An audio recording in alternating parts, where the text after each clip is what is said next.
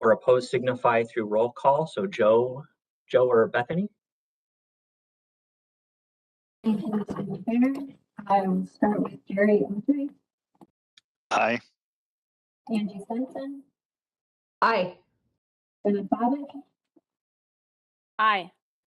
Jason Piper. Aye. Scott Merrick. Aye. Craig Jensen. Or Lisa Freeze. Bethany, I don't know if it's me, but it's fairly hard to hear you. Okay, I have been having these issues. I will finish this and then try to call in on my phone. Otherwise, I'll have to kick it to Joe while I troubleshoot. Okay. I see Craig Jensen.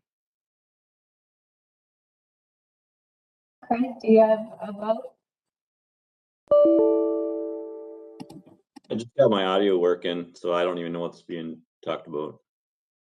Okay, we're on the minutes. Or sure. Joe Harris Johnson. Aye.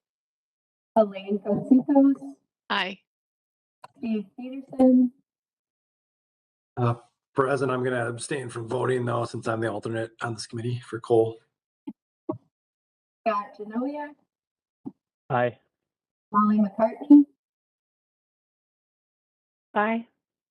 Colleen Brown. Aye. Innocent Ao. Aye. Nancy Turner Bargan. Mackenzie's not here. I'm sitting in for her. This is Mike Samuelson. I vote aye. Nancy Spooner Mueller. Aye. Aaron Bartling. Aye. Carl Keel. Aye. Paul Omi.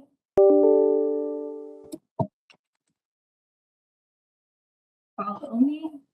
I apologize. Paul told me he was not going to be here. Okay, thank you, Joe.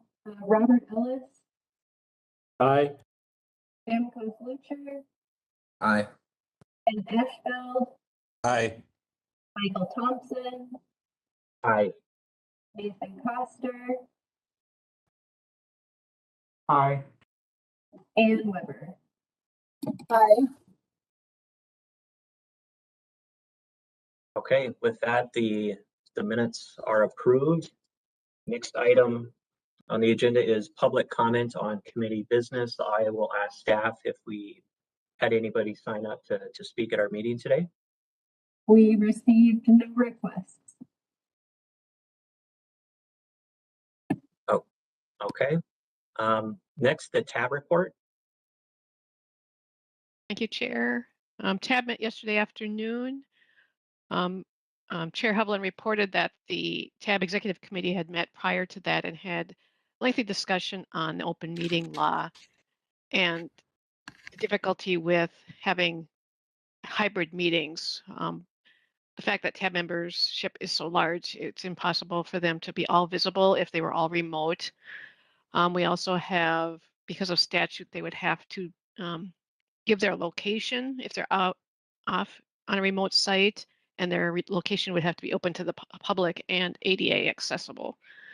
And also with some technology limitations of, like I mentioned, these having all 34 members on the screen so that they'd be visible to the public is not doable at this time.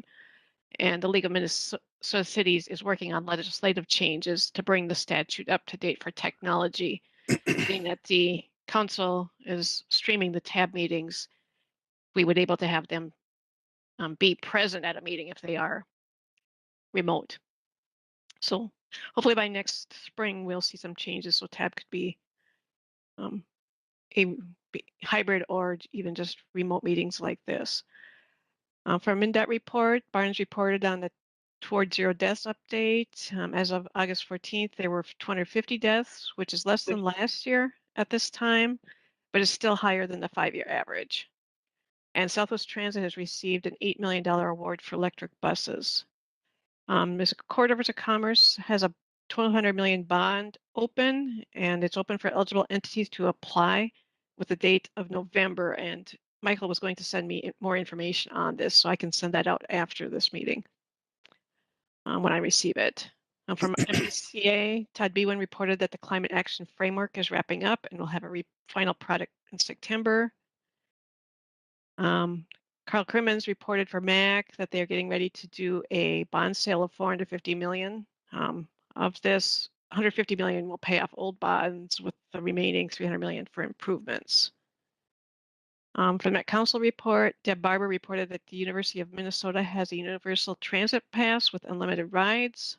Augsburg College and McAllister College have seen their ridership double after adding a transit pass. And then for the Suburban Transit Authority, Representative Hanson reported on Keeley's behalf. He reported that Maple Grove will be adding a new express route. Southwest Prime ridership continues to increase. It's up 85%. And they added 3 electric buses last month. And their gas usage on these electric buses is down 75% compared to the gas buses. And then MBTA Connect, which is their on-demand service, has increased ridership 200%. So they're seeing a lot of increase on the local portions with these new type of service on demand. New express routes will be added next month to Minneapolis, so hopefully they will see a better rebound for their express service. For the action items, TAB approved a streamlined TIP amendment. Metro Transit had received funding for 8 electric buses, so this needed to be added to the TIP, and so that was approved. They also approved recommended that the council accept the public comments and approved the 2023 to 2026 TIP. And then also with that, they approved or recommended the council accept public comments and adopted the addendum for the Metropolitan Council Transportation Addendum to the Metropolitan Council Public Engagement Plan. TAB members had a lot of discussion on public comments, and they have expressed interest in having the comments when they're collected provide some type of location, whether it's going to be city or zip code, so that when the information comes in, they'll have some context and to know where some of the comments are coming in the region. For information items, they heard from Hallie Turner from MnDOT on the statewide multimodal transportation plan, the Minnesota State Highway Investment Plan. They were really intrigued with the online highway investment budget tool. And then Bethany provided information on the regional solicitation outreach tool. And they were excited to get the results next month when that's presented to them. And you're going to get a initial review today at this meeting. And that's what I have for TAB. Right. Thank you, Elaine. Are there any questions on the TAB report for Elaine?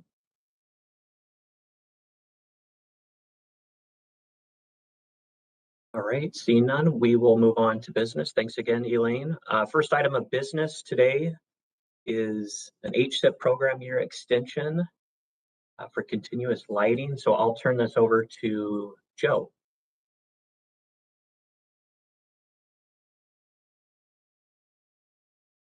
Thank you, Mr. Chair. Apologize, I'm a step behind here now. I want to share my screen. Where is it?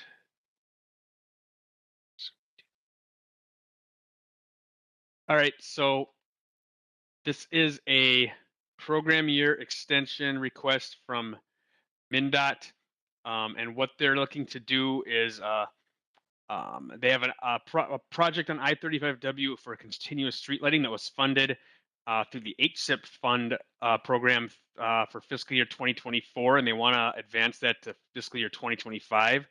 They awarded $720,000 in that 2020 HSIP solicitation to install continuous lighting on I-35W in Burnsville, and they want to extend it to 25 in order to line up with another project going along in the same corridor. So I think the thing that the most interesting point here is probably that the program year policy has a request to get a score of 7 or more, or I'm sorry, requirement to get a score of 7 or more on this assessment. And this is meant to show that the project is going to be able to complete itself in its proposed year i.e. that it's not so far behind that it's going to be futile to give them one more year. So they only did score a score of 2, and the reason for that is because I think we're far enough out from the 2024 program year that we wouldn't expect a higher score than that.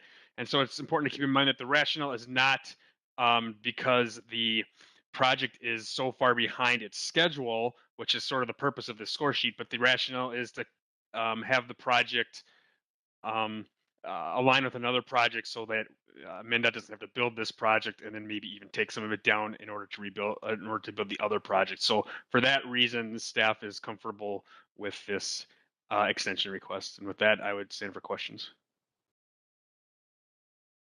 Right, any questions for Joe? I presume because it's such, sorry, Mr. Chair, this is Carl. So the amount is rather small, so I don't think we have any programming issues, do we? I believe not. I'm happy if Colleen has something to add there, but I believe we're okay there. Nope, we're okay programming wise. I believe we're paying off some over programming, if I remember right.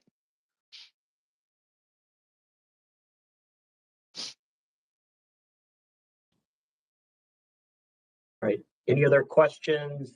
If not, this is an action item, so we'll need action on this one. This is Colleen. I approve, or I make a motion to approve the request.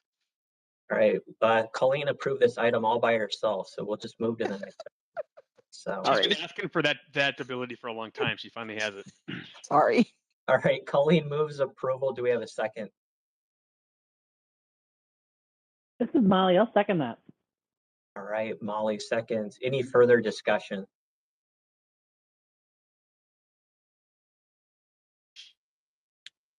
All right, seeing none, we'll go ahead and vote by roll. Staff? Bethany, am I doing this? I'll take that as a yes. OJ. Aye. Stenson. Aye.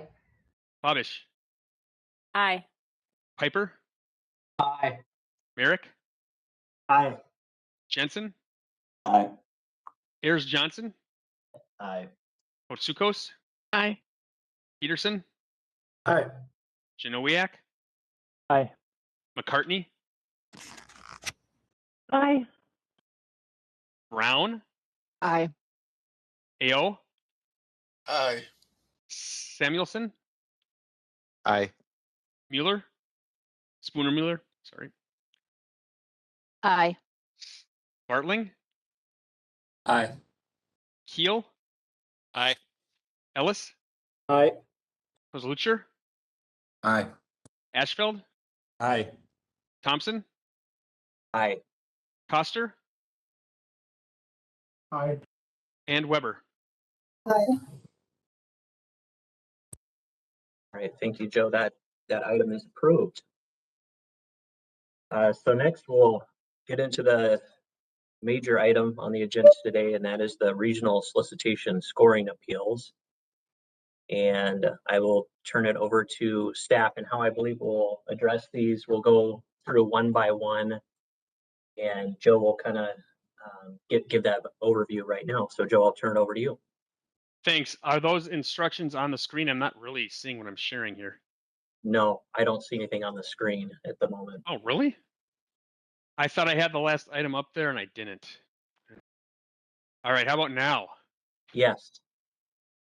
Oh, I was scrolling through that last item furiously and nobody saw it. All right, so yeah, those of you who have been around might remember that last year we had something in the neighborhood of 15 applications appealing a total of 27 measures. We're a little more fortunate today. We have 5 applications, each appealing 1 measure. So last time I think we allotted 2 minutes, and this is supposed to be changed to 5 here because we have so fewer. I'll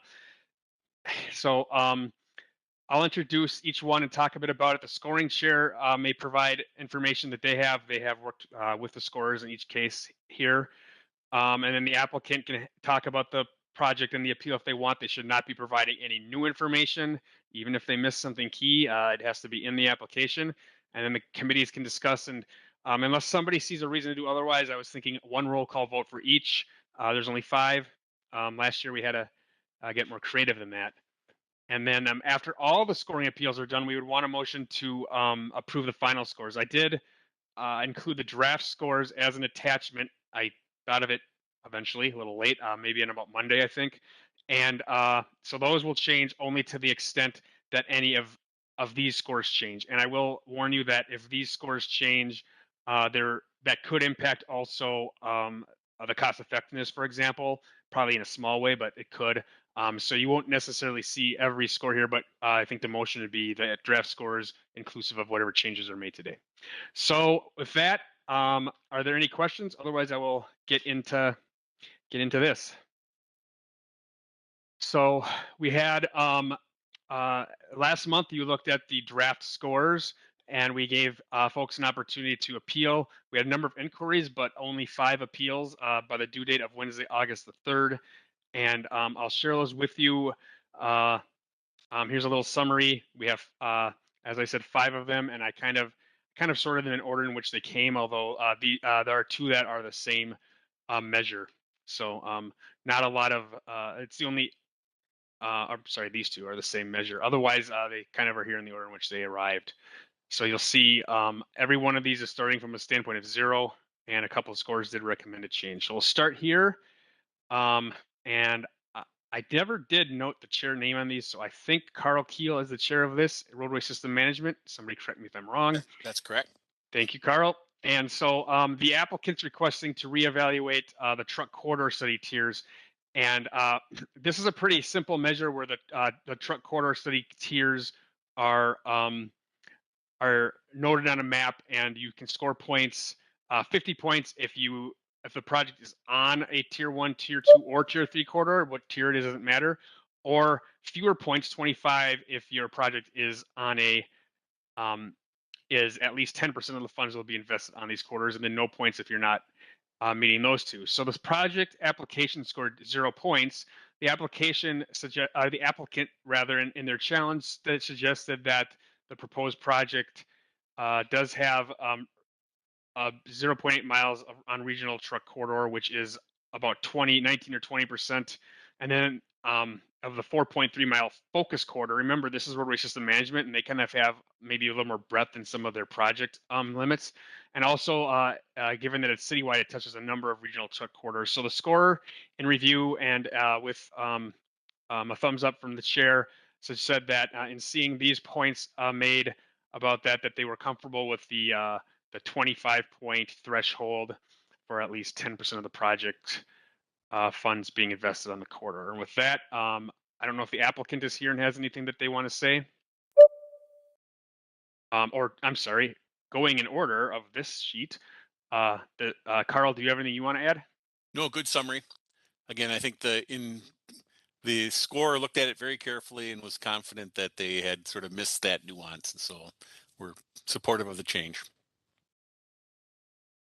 So I don't know if the applicant is here or wants to add anything. Yeah, this is Ben Brasser with City of Minneapolis, applicant who submitted the request here. Just thanks for taking a look at it, and appreciate the concurrence with it. Looks like kind of how we were laying out, expecting that it aligned with what that 25-point tier was. So if I'll hold off on getting into any more deeper specifics unless there are questions. Right, any questions for the applicant? Or the chair. Or the chair. Okay, so Joe, we're gonna pick these off one by one, so we'll need a motion and a second, and we'll vote on this item, correct? Yeah, Mr. Chair, yes, I think so. Okay. Mr. Chair, this is Carl. I would move that we approve this adjustment of 25 points. All right, Carl moves. Do we have a second? Robert Ellis, second. All right, Robert Ellis seconds. Any further discussion? All right, we'll go ahead to the roll call. Joe? OJ? Aye. Stenson? Aye. Babish? Aye. Piper? Aye. Merrick? Aye. Jensen? Aye. Ayers Johnson, Aye. Kotsukos, Aye. Peterson, Aye. Janowiak, Aye. McCartney, Aye. Brown, Aye. AO, Aye. Samuelson, Aye. Spooner Mueller, Aye. Bartling, Aye. Keel, Aye. Ellis, Aye. Kozlucher, Aye. Ashfeld, Aye. Thompson, Aye. Coster, Aye. Weber. All right. So that item is approved for the additional 25 points.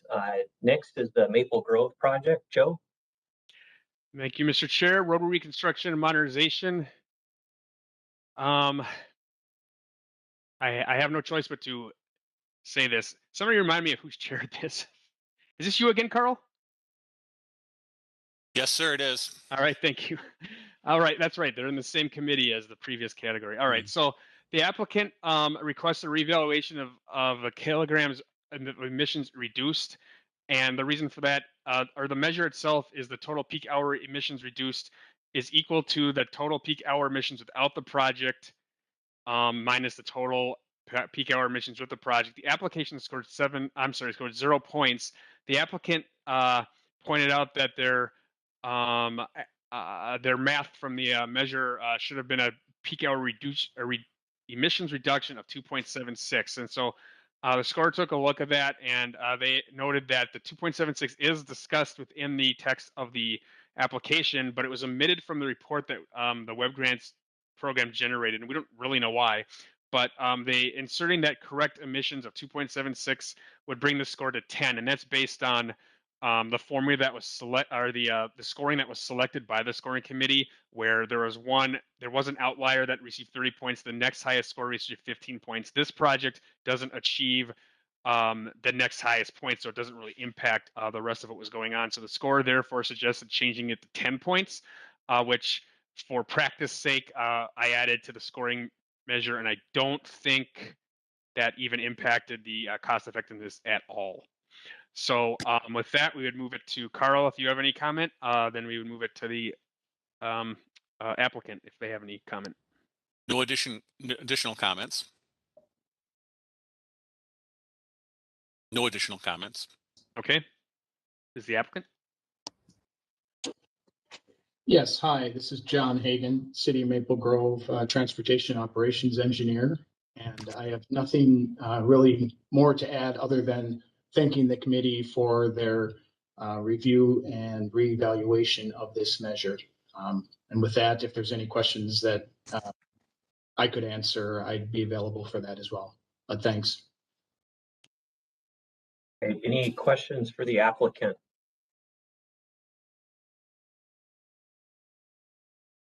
Or the chair?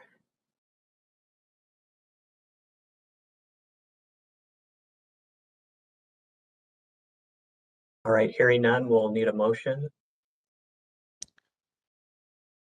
Mr. Chair, Ashfeld moves. Right, Ken moves. Do we have a second? I was second, Innocent. Right, Innocent seconds. Any further discussion? Hearing none, we'll go ahead and vote by roll. Joe? Ogier? Aye. Stenson? Aye. Babish? Aye. Piper? Aye. Merrick? Aye. Jensen? Aye. Ayers Johnson? Aye. Kotsukos? Aye. Peterson? Aye. Janowiak? Aye. McCartney? Aye. Brown? Aye. AO?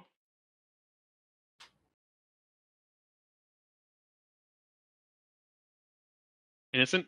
I believe you seconded, so you're probably in. Aye. Thank you. Spooner Mueller? Aye. Bartling? Aye. Keel? Aye. Ellis? Aye. Kozlucher? Aye. Ashfeld? Aye. Thompson? Aye. Coster? Aye. Weber. Aye. All right, with that, that is approved for the additional 10 points. The third appeal is Metro Transit, Measure 4B. Thanks, Mr. Chair. And I'm going to talk about the next two briefly, though they are separate actions. They are similar in that they're both related to the same measure, and they're both they both scored 0 as a result of their methodology not being very well taken by the committee. That said, in theory, they could be they could be handled separately. So we'll do that. I'm gonna say two things about this. One is that the chair was Mackenzie Turner Bargan, and I don't believe she's here because we've been calling on Mr. Samuelson. And I am here, Joe, Oh. Chair. Sorry, thank you. I managed to resolve my tech issues just in the nick of time, so I am here. Great. Thank you. Okay, great. And then I will tell you that this first applicant isn't going to be here, and essentially said that some of their concern is really with the measure and how difficult it is in travel demand management to really determine VMT reduction. So I'll talk about this. I'll talk about this first one and then a similar one in the next case. So this was brought to you by Metro Transit, and they're requesting to reevaluate the VMT reduction. And the measure indicates that you need to show that the project will reduce emissions due to reduction in VMT, and asks for a calculation that includes number of one-way trips by a presumed 12.1 mile per trip score. They scored 0 points, and the applicant's challenge is that based on the number of users that they identified in the users measure 2, the applicant was not counting on getting 0 points, and thought that maybe they left the methodology and how they got that score or their results in measure 2 to us, and that maybe that's why they got no points. That's not why they didn't score in that. In fact, they did get a 0 for their user identification as well in measure 2, but there are other parts of the measure that they scored points in. So during the scoring committee, the members found that the methodology and identifying 11,114 weekday riders didn't really seem realistic, and that's why the 0 came, and there was nothing here compelling the score to try to change that score. So with that, I would pass it to Mackenzie, and then to the the applicant's not here, at least I don't believe so. So with that, I'll pass it to Mackenzie. Thanks, Joe. Chair and members. I don't think I have anything to add on this beyond what Joe's already highlighted for this one, but I think we're finding that it is kind of notoriously difficult to quantify some of the aspects for the TDM projects and the projects that are being submitted through these applications, kind of solicitation over solicitation. So perhaps an opportunity for review as we move forward in the future with these.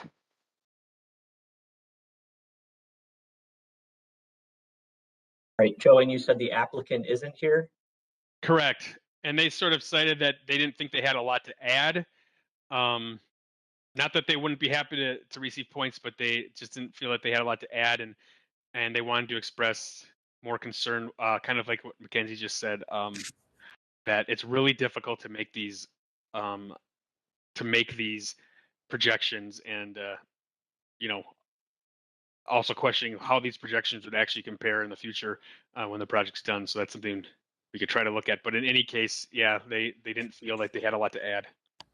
Joe, this is Kelly. I did just pop in Oh. case people did have questions, but you're accurate. I just, if people had questions, I'm happy to answer them, but you've essentially covered my thoughts, which are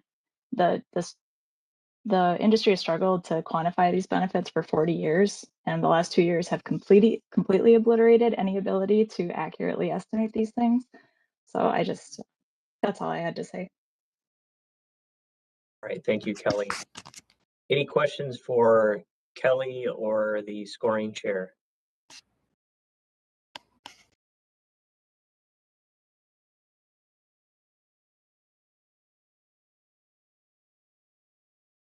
All right, hearing none, we'll need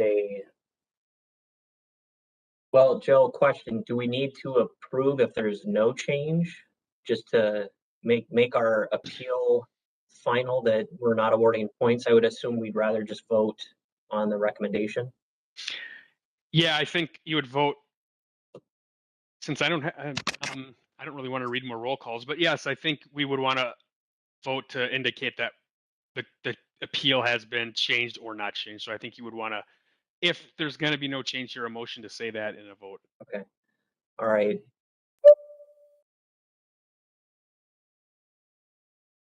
We'll need a motion in a second.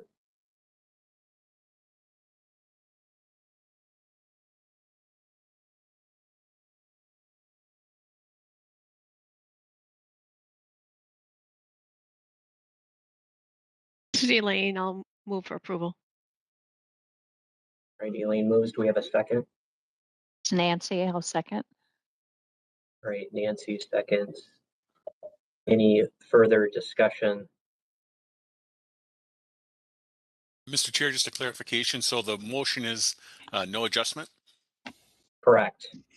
Thank you. Correct. That's my motion. All right, hearing no further discussion, we'll go ahead and vote on the motion. Joe?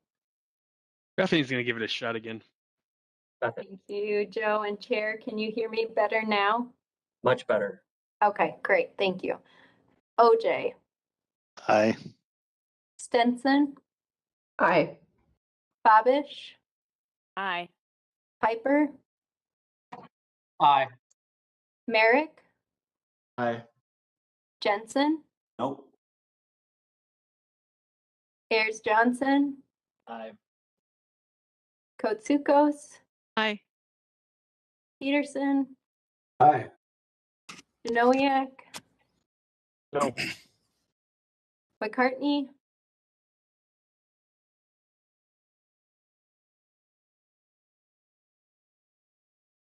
Molly? Hi, can you hear me? I'm sorry, my WebEx is being goofy. I can hear you, and I marked down your eye. Hi, thanks. Brown? Aye. Ao? Aye. Samuelson? Aye. Spooner Mueller? Aye. Hartling? Aye. Keel? Aye. Ellis? Aye. Kozlucher? Aye. Ashfeld? Aye. Thompson? Aye. Coster? Aye. Weber? All right. And can you repeat that? What was your question?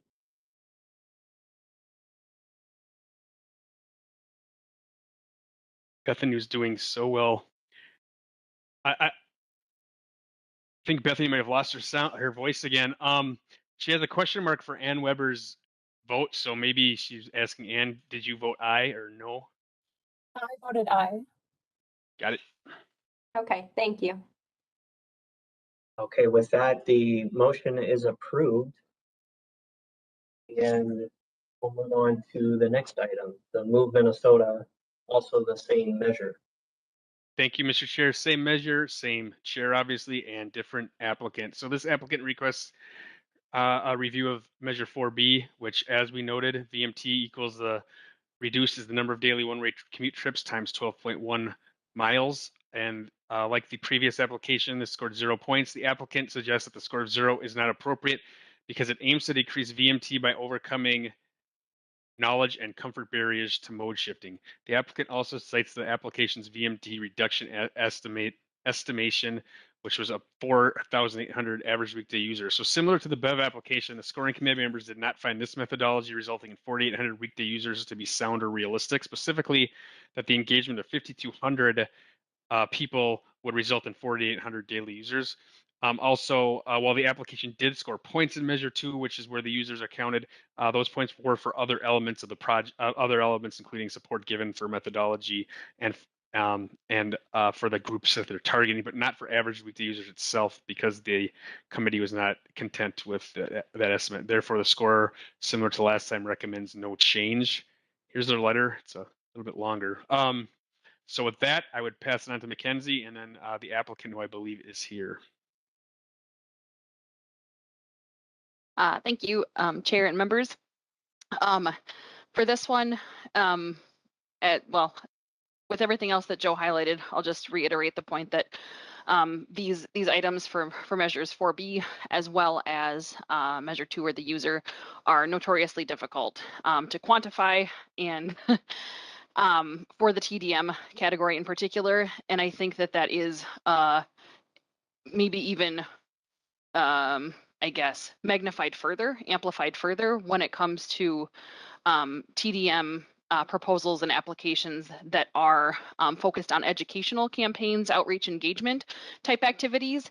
And so it's just wanting to add kind of that nuance that when it is in that particular space for those strategies and those approaches, it's even more difficult to get at these in a way that can really identify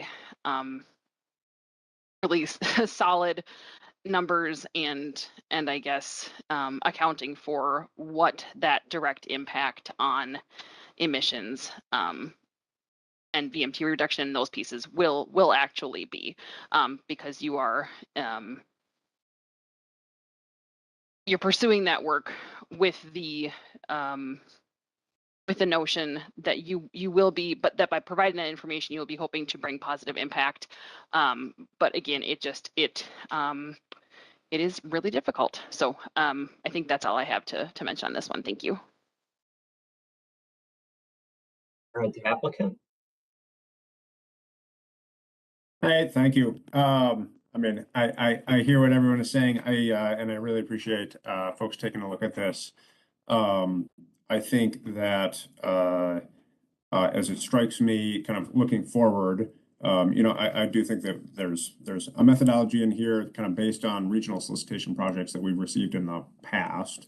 And as we look forward, I think it would be great if the TAB and Met Council kind of considered the interplay of asking folks to bring forward innovative projects and asking them for proven methodology on calculating VMT, because I think that's where we get caught up a little bit, which is that we are looking at new ways of engaging people, because that's what the kind of banner of the application is, and this particular project scored very well on the innovation piece. And this is really about trying to maximize those walking, biking, and transit trips in walkable, transit friendly communities, which is a big focus of the TPP. And so I think just as you look forward on how to score these, considering the fact that there's sort of by definition going to be less proven methodology for an innovative project,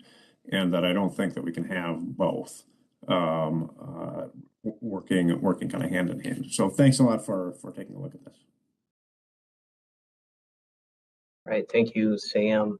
Any questions for the applicant or the scoring chair?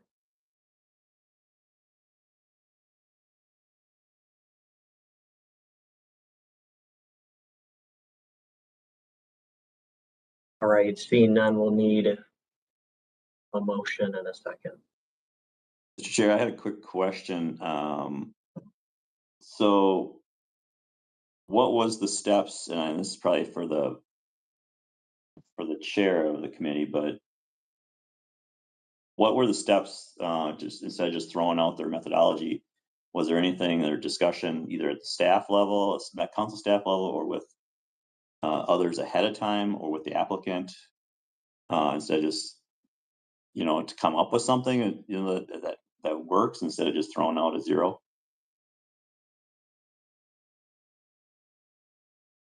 I'll turn that to the chair, scoring chair. Sure. Thanks, Chair and Craig. I think that's a good question. I suspect that Joe and Elaine may be able to speak to this a bit better than I can. But there was during the scoring committee meeting, there was a lot of discussion and kind of just debate back and forth. Just exploring the information provided to consider how that should be approached. And I think when we wrapped up sort of our discussion, I think one of the challenges that we're seeing in this category is that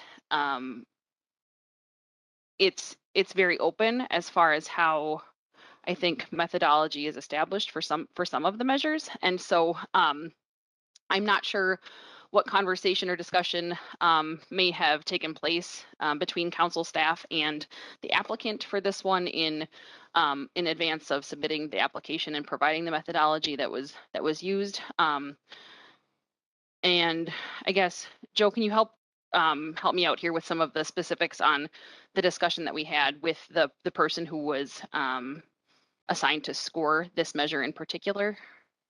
I think it becomes very difficult to find a way to award points or how many points that should be if you're going to question the methodology. The answer to one part of your question is no, we don't. After the applications came in, we don't work with the the applicant, nor would we unless it was maybe to get a clarifying piece in.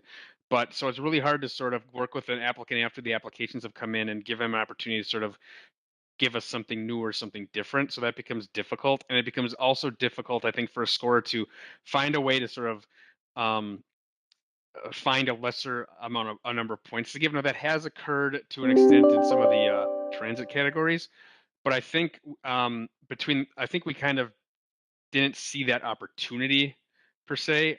So I don't know whether you'd say that our hands are tied or it wouldn't have been outrageous for the scorer or the committee to have said, well, let's find a way to take 75% away or something. It would be arbitrary, but we didn't.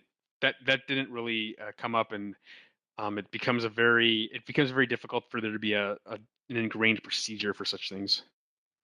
Yeah, typically, if a scorer is reviewing them and has some questions, we can contact the applicant for clarification of what is meant. And sometimes we can correct the mistake. If there's a calculation that the scorer can see as an error, we would make that correction and let the applicant know. But we don't give them an opportunity to give new information. It's typically just to clarify what's there or correct it, as would be another option.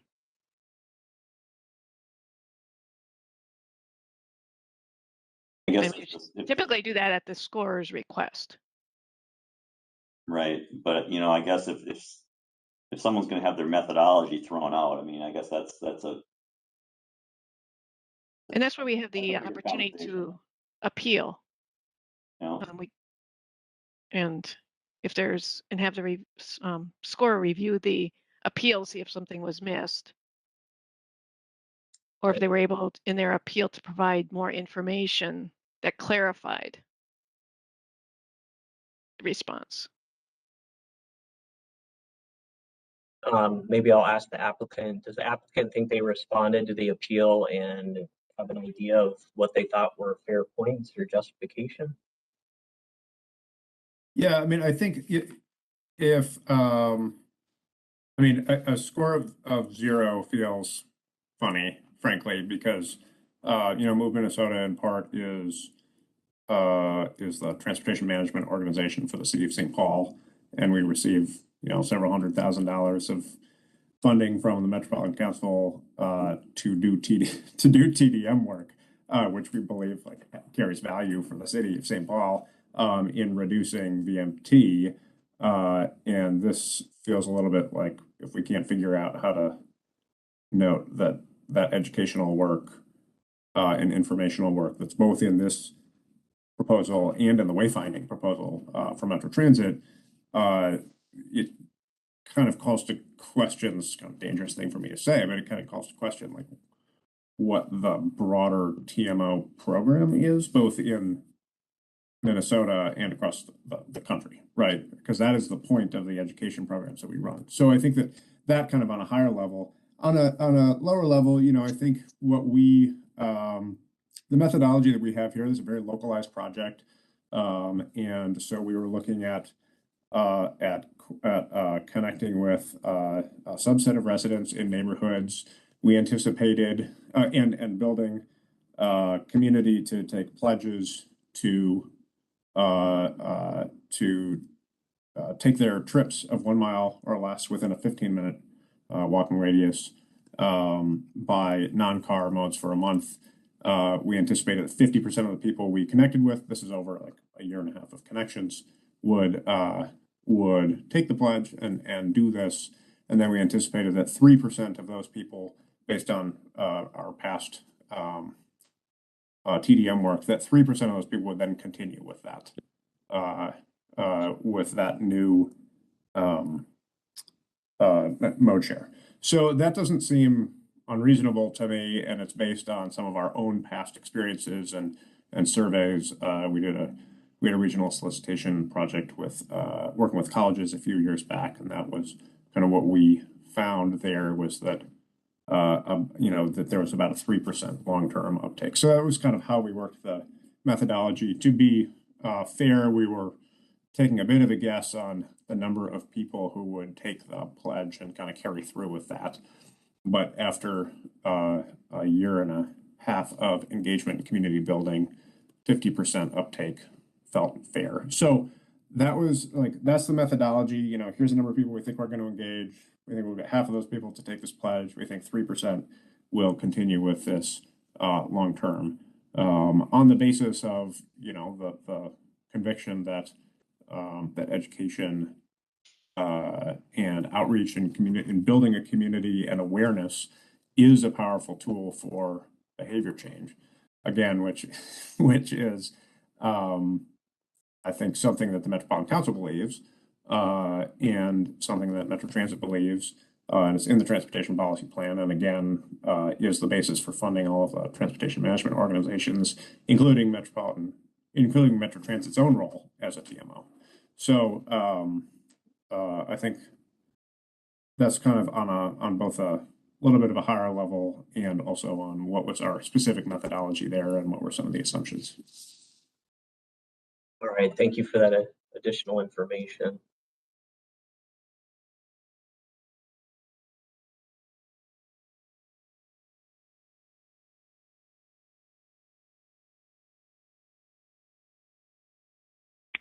Chair, this is Molly.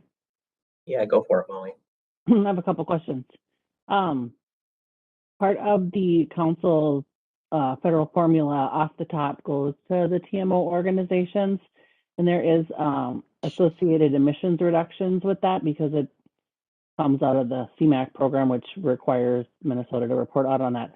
So I don't know if there's possibility, since it sounds like this work is similar to the general TMO work that does get the regular funding, if there's some way to assign a reduction that way in association with the other, you know, funding that TMOs get.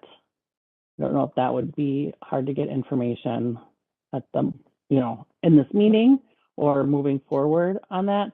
And then a question for the applicant. You mentioned earlier the uniqueness of the project and that there is a unique projects category that's kind of outside of the regular solicitation. Was there consideration to do this additional work under that category? Yeah, I refer to the innovation. Innovation is, I suppose, by definition unique. But innovation is one of the main scoring categories of this one for the TDM projects, at least. I assume for all the projects. The unique projects, we actually do have an application in the unique projects category, which is a separate one. This felt like this was an innovative way of approaching, because of this kind of this 15-minute city concept, which is just, you know, a couple of years old, as a way of kind of coalescing. I think the long-term knowledge that land use and transportation are inherently tied and linked.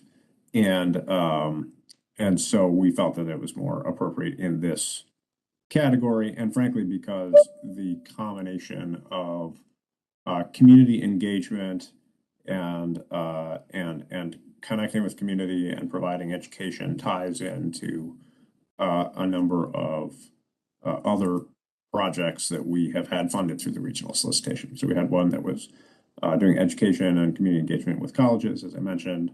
We were wrapping up a couple that are we got an extension for due to COVID, community engagement along the C line, bus rapid transit, and with renters along the Green Line, and are currently engaged in one with public school students.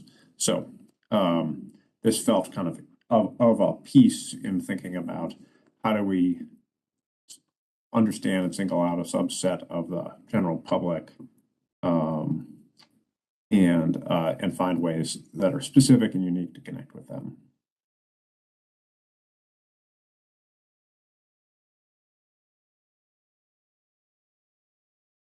Elaine? One thing too with the TMO and the TDM differentiation, while we have the TMO category, we do allow TMOs to submit applications if it's an additional project beyond their original work. So if it was something that they would already be doing, this would not be an eligible project. But if it's a project beyond that, that's where it comes into the TDM category. I was trying to think back, trying to skim on this project. Was this one we was brought to our attention? I'm trying to skim it quickly, where the 12.1 round trip that was used should have been 1 mile also. So that would have required That's correct, yeah. And so they did provide us that information.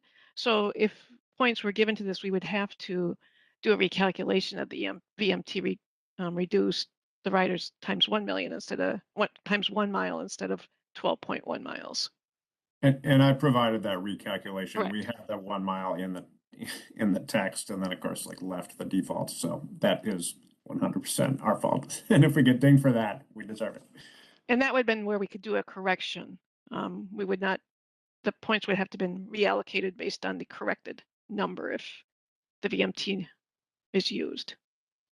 Note though that point was run by the scorer, and because the point was that the users weren't what the method to get to the users is what we didn't believe, that wasn't necessarily that really wasn't why the 12.1 miles is not why that the scorer awarded 0, though. To Elaine's point, if there were actually a decision to try to award a number of users to this, or to accept the methodology, yeah, then we would also want the new math of the 1 mile.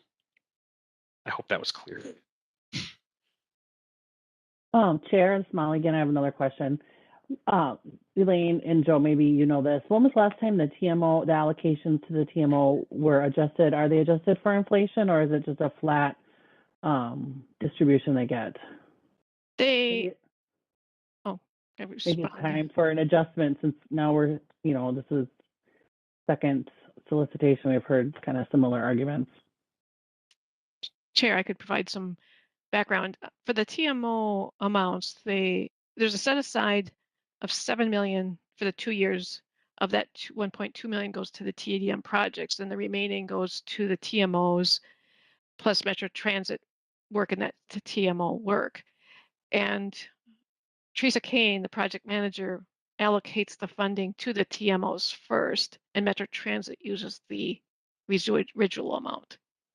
So it's based on the work that they're doing and the budgets that they submit. She allocates the funding, and then Metro Transit uses the rest. And we, just as going forward, we are reviewing their budget. I've had one meeting with them, and Metro Transit has not used all of the funding set aside in the last couple of years that they had. So they're looking at requesting a smaller amount, or be set aside for the TDMs for the next solicitation, and that the funding go into maybe another transit project, say it's keeping in that modal category. So we're working on the amounts, and we should have that within the next couple of months. I believe a shorter answer, Molly, is that 7 million over 2 years has not changed since I've been here. which is 2014. So Yeah. it's about And 5 in a row. It's 5 cycles in a row. My team works on the CMAQ emissions report for USDOT, and we don't really change the emissions because that's a CMAQ. CMAQ funds all that, and that might be time for us to relook at a bunch of stuff related to CMAQ and TMOs. Mm-hmm. Well, with that is just a topic for our question. And with Metro Transit, they're relooking at how they're spending the money and trying to adjust to make sure they're getting specific types of projects like this, and then having their regular Metro Transit marketing budget pick up some of the other. So they're doing, and then from the TDM study that's going on, looking at where the emphasis will be. So that's why they haven't spent all their money this last round. So that's why there's some extra. All right, in the interest of time, let's try to bring this one to a conclusion. So again, we'll need somebody to jump in and recommend something.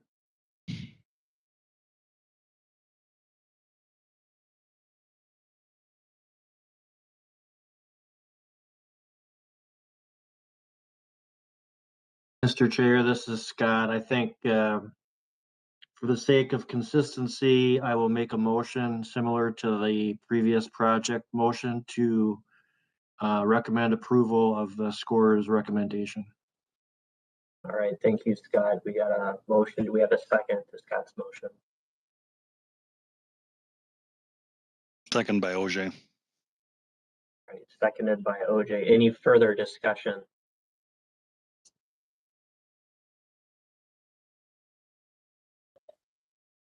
Hearing none, we'll vote by roll.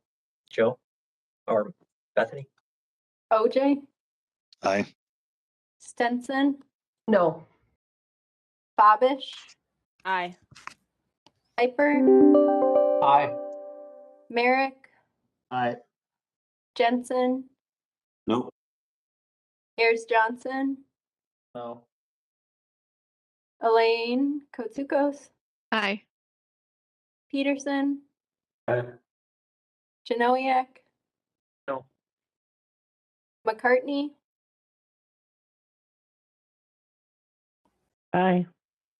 Brown? Aye. Ayo? Aye. Samuelson? Aye. Spooner Mueller? Aye. Bartling? Aye. Keel? Aye. Ellis? Aye. Kozlucher? Aye. Ashfeld? Aye. Thompson? Aye. Coster? Aye. Weber?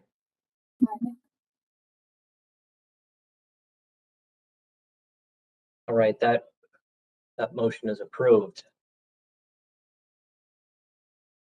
Next, and our final appeal is by Carver County under Measure 7A.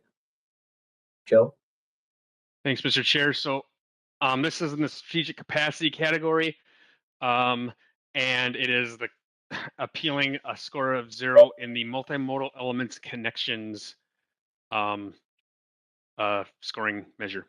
So I'm not going to read this entire measure. As you can see, it's quite long, but the 6 bullets in here essentially ask the applicants to describe positive effects on the multimodal system from the project, any bicycle, pedestrian, and transit-related facilities being constructed or added by the project, and then a number of pieces related directly to our regional bicycle transportation network and our major river bicycle barrier crossing improvements related to that. And then those last couple bullets discuss how you connect with existing transit connections, I'm sorry, how you connect and create connections for existing connections, bicycle, ped, and transit, and also anything specifically completed towards an ADA transition plan. So the application scored 0 points based on this because the trail that is cited in the application is not a part of the project, and the score did not feel that any bike or ped facilities are being constructed within the project. So the applicant did request the scoring matrix used here, so you can see the Excel sheet we shared has 6 scoring matrices, scoring sort of sub measures, I guess I'll call it, each worth a certain number of points. In 2 of these, this 3rd and 6th, they agreed with the zeros, and these other 4, I think you're going to hear more directly from the applicant. So I will say that they are suggesting that they earned points in some of these other 4. And another point that was made by the applicant was that there was another application that they submitted that received, I don't remember the number, it was something like 90 point. I apologize, I don't remember, but one point I will make is that the relatively high scores that were received by the other applications was in part because this regional river barrier crossing, I believe it was this one.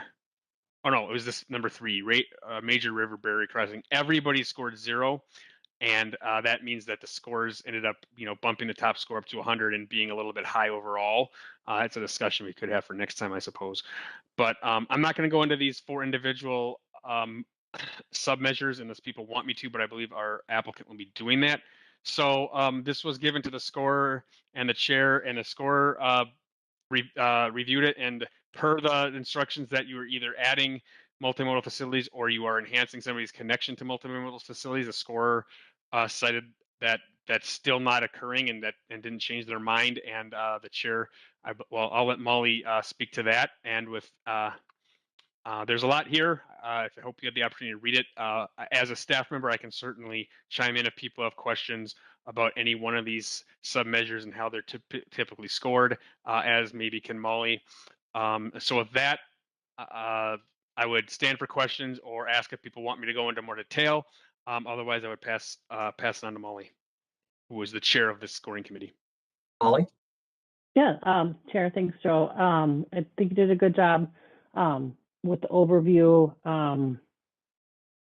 The appellant is going to present, and I feel like there's some new information that wasn't considered in the original appeal consideration. So I'll just let Angie take it away, and we can talk more after a brief presentation. Thanks, Angie.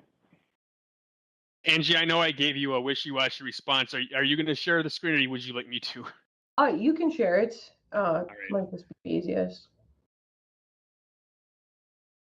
All right, here we go. Okay, yeah, well, appreciate everyone's time today. Thank you, Chair, Committee, to review this item a bit more. Relate to all the work, of course, in the scoring process. It's quite a bit that goes into developing that. So really, purpose-wise, want to walk through the application information, the scoring process, and appeal, and then bring it forward for an additional look to review specific project components and evaluate how those fit within the scoring guidance. So next, you already got it. Okay, so the proposed project, I did want to provide some background just for orientation. It's a capacity improvement project to convert a rural 2-lane highway to divided 4-lane. The Highway 5, it's Trunk Highway 5, currently goes through Lake Minnewaska, shown in the top picture. The bottom picture would restore the wetland and Lake Minnewaska by building a bridge. The highway currently operates with 27,000 vehicles on the 2-lane with crash rate 2.5 times statewide average. So next slide, a bit more project context. View of the highway today through the lake. Additional context is this is adjacent to University of Minnesota, Minnesota Landscape Arboretum property, connects their entrance. So because it's built through Lake Minnewaska, it requires that environmental impacts be mitigated. Relevant to the application narrative, the county did complete the Highway 5 regional trail along the project corridor in 2020. This, of course, was a major investment, accomplishment, partnership with everybody. So thanks to all the partners on that. But it includes a boardwalk built through the wetlands along the same transportation corridor. So we do understand this now to not be eligible for points in this measure, but want to explain it really just as part of the project context. So just briefly, in case you're interested or you want to go back to the application, next slide, please. The multimodal measure narrative it did focus on that trail. So, it was completed next to the highway, really the main piece of the multimodal transportation corridor. And that was really the thinking in presenting that narrative. The narrative also lists the Rbtn Tier 1 designation. It is an alignment along Highway 5. The Tier 2 major bicycle barrier crossing is within the project area. As well, it also crosses the lake, as well as transit connections were also mentioned in the narrative. So then just moving on to the scoring recommendation. I think we covered that, but the scoring rubric was provided, which greatly appreciate. That's on the slide. So then as part of the appeal, really what the thinking was okay, go through do the rubric, compare the narrative, and submit what matched up where. So the next couple slides just are an overview of that. The first item, really identifying that separated bike facility was explained. It really was the majority of the narrative.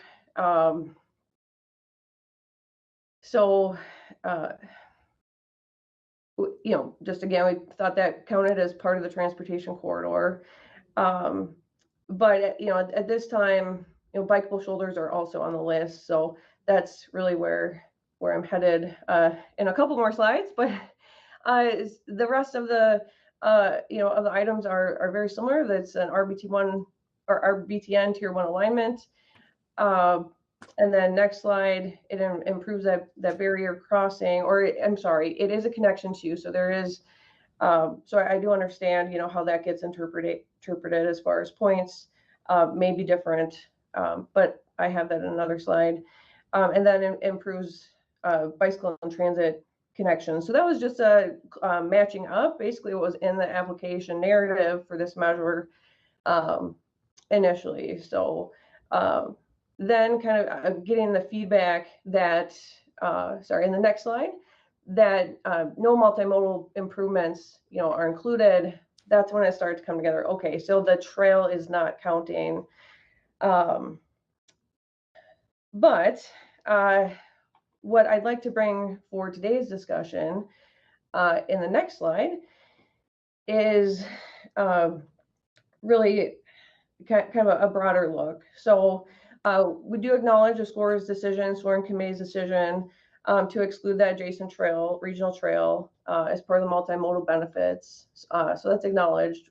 We do think that's a good item for the committee to look at going forward, but it's another subject. So also acknowledge a misunderstanding about presenting the multimodal benefits of the transportation corridor as a whole versus only those being constructed with this project. So, obviously the narrative for the measure focuses on the regional trail, but now due to the decision to exclude the trail, we do request reevaluation to acknowledge the bikeable shoulder that is included in the project. So the scoring guidance specifically allows for this, and it reads, and it's highlighted in the slide, that multimodal elements for rural roadway projects may include wider shoulders that will be used by bicycle and pedestrians. This project is located in a rural area as defined by the Census Bureau. So the next slide. This project does include a wide bikeable shoulder. This was included in the concept layout as part of the broader application, included in the cost estimate, and will be constructed with the project. As you can see, the existing shoulder is not bikeable. So an 8-foot paved shoulder will be a big improvement. And then the next slide. This is the request. So, this again, we're matching up with the scoring rubric. So the wider bikeable shoulder shown in the application, the greater application, cost estimate, is request for the 5 points according to the rubric and scoring guidance. This is a bicycle improvement to the Tier 1 Rbtn alignment that is assigned to Highway 5. And I had a little screenshot of that over to the side there. That is 20 points within the scorer's rubric. So this is a bicycle enhancement to Highway 5, which then at a minimum would be 1 out of the 3 modes for an enhancement, which is 10 points according to the rubric.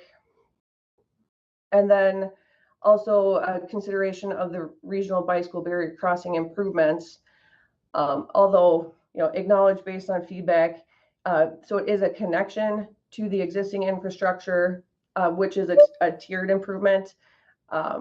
So that that may not be that 15 points, but it is a connection over the lake, which would be a non-tiered crossing. So that is the request. I can just give a final statement for the committee. The project will implement a wide bikeable 8-foot paved shoulder, which is defined in the scoring guidance as a multimodal element for rural roadway projects. Therefore, the project is an improvement to the designated Rbtn Tier 1 alignment on Highway 5 and an enhancement to the bicycle network.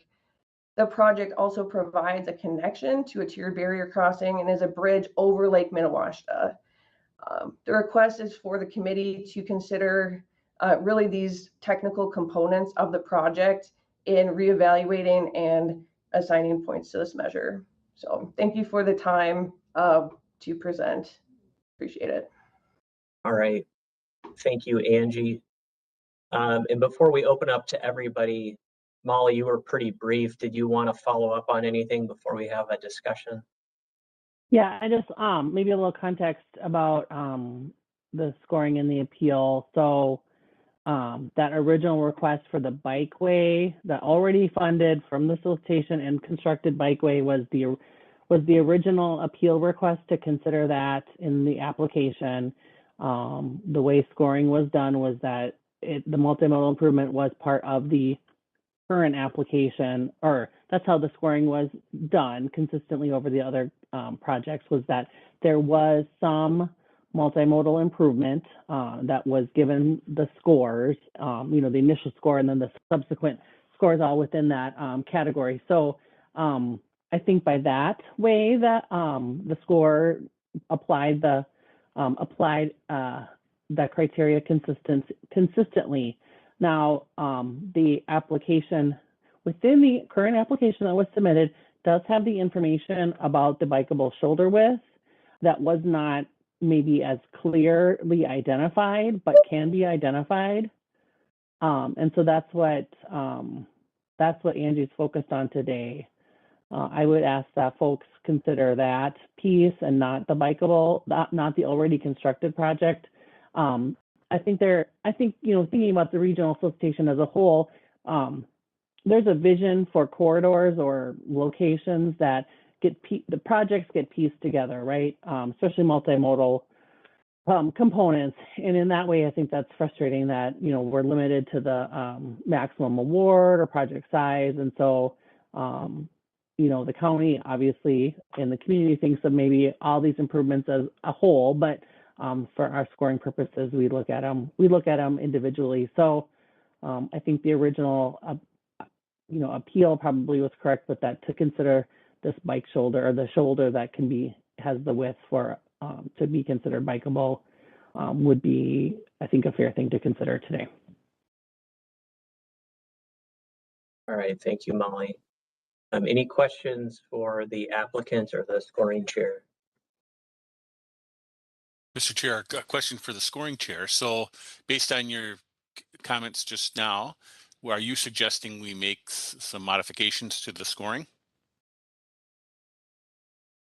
That is a suggestion that I feel comfortable making, and I will tell you what I think that would be.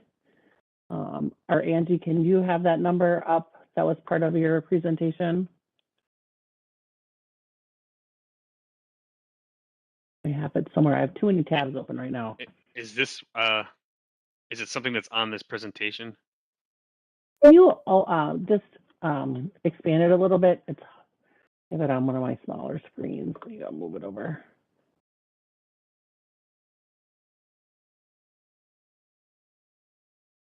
That was Is it this? right. Okay, so this is so if we were to consider the shoulder to be a bike facility, it would get 5 points in the first subcategory. 20 points for being on tier 1, so that's 25. Enhancements 35.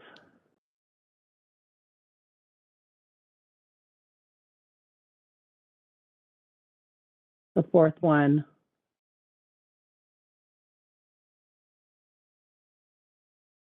I'm not sure as much. I'm more confident with 1, 2, and 3 than I am with 4. That's a bad answer. Sorry, everyone.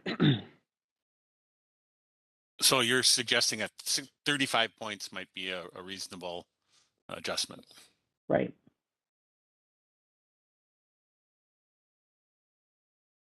So I don't know if it makes sense, Mr. Chair and Molly, to, this is one of the more complicated things we've had. For example, the 2 adjustments we made earlier today were pretty simple, yay or nay.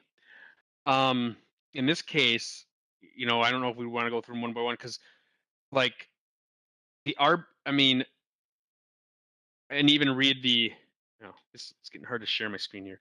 Even read the sort of the bullet on what the Rbtn, because this is a shoulder. Is this man,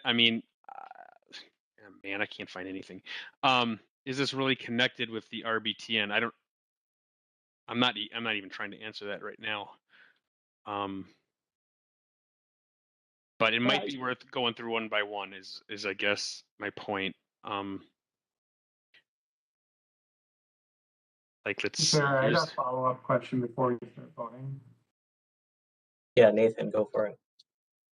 Yeah, Molly, could you help me answer? Because I saw the score request from the applicant, and now it's changing. And then I saw the presentation. It seems like the narrative changed halfway through there as well. So I guess I'm having a hard time following this.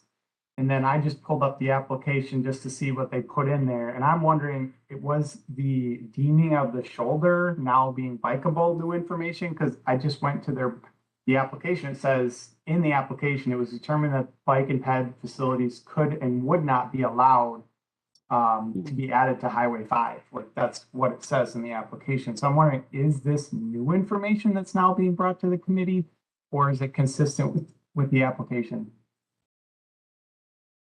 Thanks, Nathan. That comment about bikeable facilities not being allowed, I guess, is something that I did not catch. So thank you. Yeah, I mean, what I'm talking about right now is new and different than what the what the appeal was. Just in looking and digging into that it is a wide enough shoulder to allow bikes. Which was not considered in the original. I guess that was not explicitly called out in the original application. So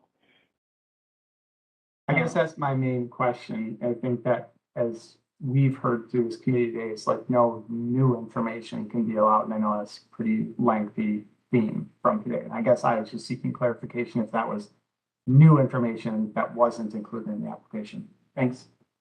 Thanks. So my understanding is, Molly, you gathered that there were shoulders, and that was already in the original application. Maybe it wasn't called out, but I guess I have a question for the applicant. I mean, I didn't go through the entire 95-page application, but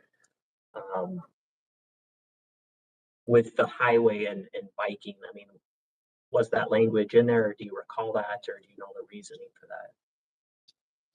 Yes, thank you, Mr. Chair. So the determination has been made that a second bridge could not be added, and that's what the language was in reference to, due to the environmental impacts, and that we just built a boardwalk trail through the lake. So all of our preliminary engineering to this point has been that the DNR would not allow more impacts. So, that I understand the language is implying that bikes would not be allowed on the shoulder if, that you maybe could read it like that, but that is not the intent. I actually think that as really the only roadway corridor that's paved, north and south for a mile, that it probably will get used by bikes on the road. Okay, thank you. Mr. Chair, this is Mike Samuelson. I've got a comment and I guess a question sort of related to that as well. So at MnDOT Metro District, we've been working on a lot of these similar sort of high-speed expressways where biking is technically allowed, but we've had safety issues, in some cases fatalities, due to design of shoulders at intersections or interchanges. And that's led in some cases to our traffic group putting up prohibitions for pedestrians and bicycles because we have concerns about safety. And just noting that there's a 55-mile-an-hour speed here, an 8-foot shoulder. That's actually a little bit lower than the FHWA recommendation, which calls for a 10-foot shoulder. But even with a 10-foot shoulder, I think there's some concerns that most people would have about biking or walking on this facility, especially with a trail just south. And so that's the comment. And then I guess the question is, and I'm not honestly really sure who this would be directed to, but knowing that this trail was just built a couple of years ago, are there plans from Met Council staff to adjust the Rbtn alignment to use the trail rather than the highway?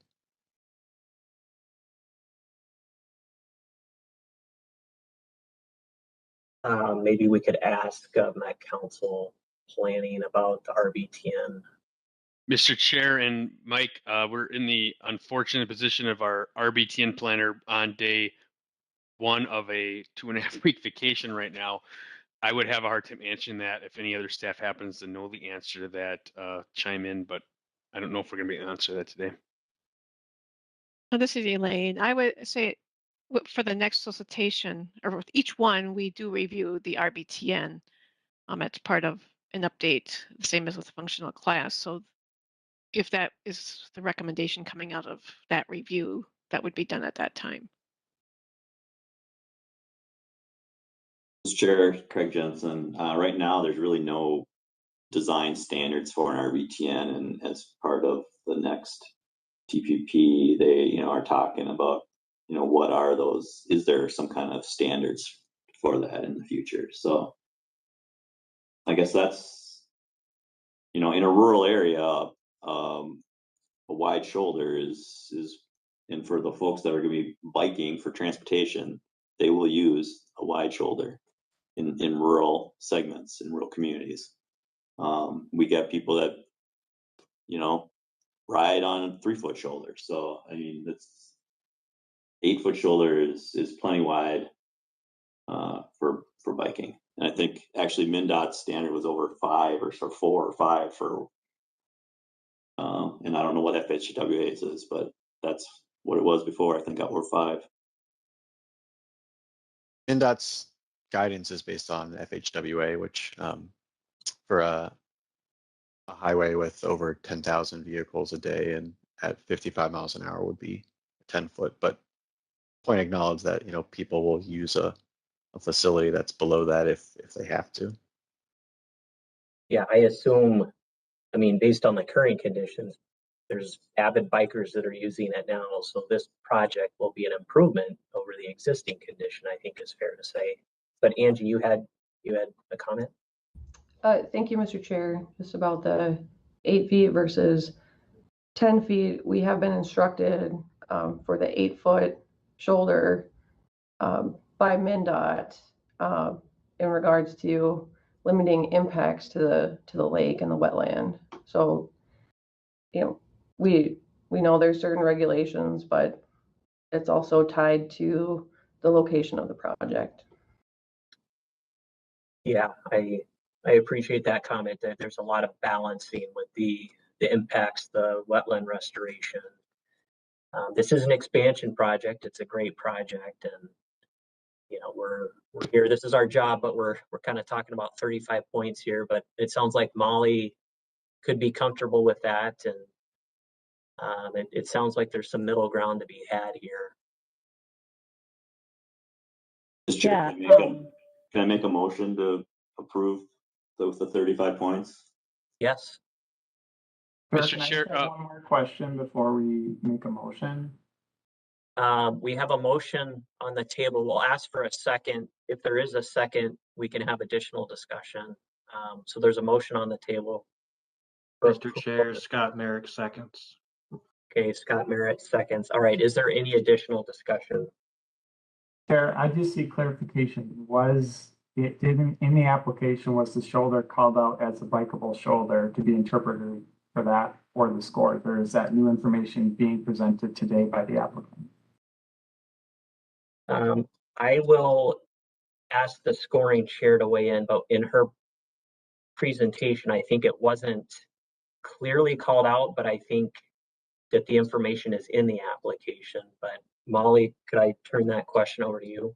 Yeah, thanks, Chair, and thanks, Nathan, for the question. The 8-foot shoulder is called out in the layouts that are provided. It might not be in the text, but it is included. Clarification, was it called out as a bikeable shoulder in the application for multimodal use? From what I'm hearing, it probably wasn't. There's a question of intent, but I think there is an 8-foot shoulder out there. So I think in the application, what I heard from Angie was it was put in as it wasn't bikeable, but maybe that wasn't the intent. But I think there's agreement that there's an 8-foot shoulder, whatever that's for. It's wider than whatever is out there now. You have a follow-up question on that, Nathan? No, thank you. Mr. Chair, I have a somewhat related question. I thought I heard Mike in MnDOT say that it's likely not a bikeable shoulder. Well, I heard that too, but then I heard that MnDOT wanted it 8 feet. So I think we could probably sit here for the next 2 hours and argue through all this. Mr. Chair, maybe I can clarify. I don't want to imply it's not a bikeable shoulder, just implying that the width of the shoulder is maybe a little bit narrower than the guidance from both MnDOT and FHWA. And did I hear you say that there's a decent likelihood that you would prohibit bikes on that shoulder?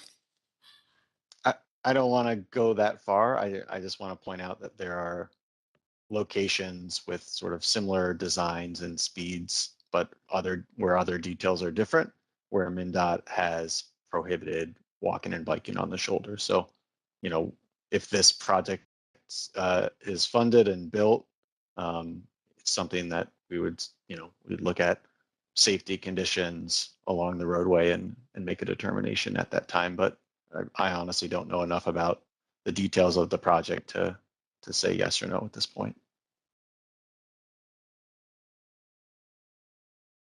Any other questions, Carl? No, Mr. Chair, thank you. Okay, any further discussion? Again, we have a motion and a second on the table for awarding 35 points, which is above the 0 that's currently on the table. Yeah, Joe? Mr. Chair, as a staff member, I have a question and then something to add. Which of these measures I'm looking at are getting are in the motion to get points per what Molly was saying? I assume we're looking at 5 points for this one. Yeah, my understanding is 5 points on 1, 20 points on 2, and 10 points on 3. But the original motioner, I turn it over to Craig just to verify what those 35 points consisted of. That's my understanding, which was Molly's recommendation. Okay, and then the thing that I'm going to add is I'll show what the scoring rubric would look like, 520 to 35. 47 would be the total because they were all adjusted to the top score. The highest score only had 75. So 47 would ultimately be the total if because the 35 points that you're citing are within this rubric here. It would make more sense if I had all 49 projects showing, but there's an adjustment to the top. I think most of you probably understand that. Yeah, so my understanding is the 35 points would be the recommendation. You take that and then adjust it to whatever it needed to be, 47 or whatever. So I think the motion is for the unadjusted points. That's fine. Yeah, that's fine. I just want to make sure people are clear that it would end up being more than that. And that doesn't factor in any adjustment to the cost effectiveness, which is math we haven't done. So other than that, I don't know if, so I just want to make sure that was clear, I guess. Yeah, that makes sense. Does anybody have any questions or comments on that? Chair, this is OJ. Yes. Got a question. In regards to rural roadway projects, is there a definition of what rural stands for?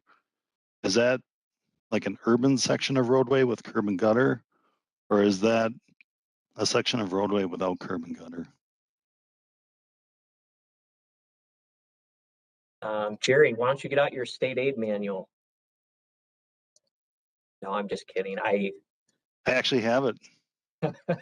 Maybe, I don't know if Molly's the best to answer that, but Thanks, Chair. As it pertains to the solicitation, is it the urbanized area versus the rural area of the of the counties, or is it the actual road? I guess that's what I'm trying to figure out, because the definition of rural according to local state aid route standards is rural means roadway that includes ditches. And from what I seen on the screen there, the cross section shows a section of roadway that has curb and gutter.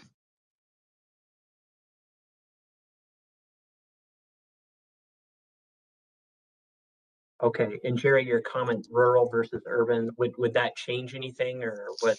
I'm just trying to figure out where the question's going. Where it's coming from. In regards to the scoring guidance, multimodal elements for rural roadway projects may include wider shoulders that will be used by bicyclists or pedestrians. So in the definition of rural, to me, that means it's a roadway section that has a ditch and no curb and gutter.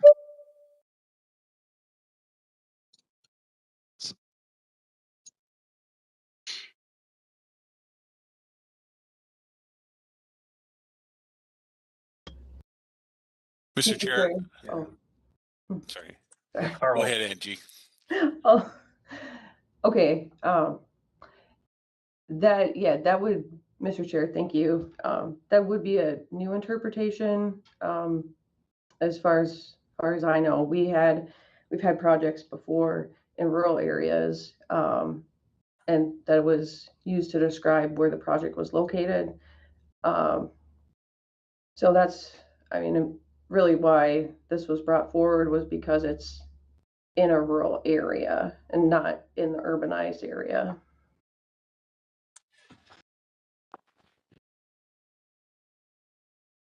Okay, Carl. Mr. Chair, if I could have a question for Molly, just want to verify that her suggestion that 35 is an appropriate number stands based on the subsequent discussion from MnDOT and others as we've kind of dug into this. Yeah, thanks, Carl, Chair. Yeah, this is good discussion. State aid standards of what is rural versus urban. Thank you, Jerry. You know, I wanted to keep an open mind and consider what, because there was 0, points for the project. And, scoring things kind of in a vacuum is difficult.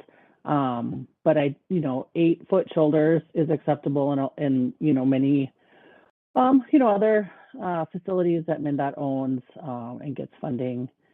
for that as well. So those are some of the things I was thinking about. I know there's this parallel trail that's out there that folks probably would choose to walk or bike before they're on Highway 5 too. So I still am fine with awarding points because it exists. It is funded to have that available for people that choose to use it, as opposed to using the road with less shoulders if they're biking or walking. So I would still stand with the 35 points. Thank you.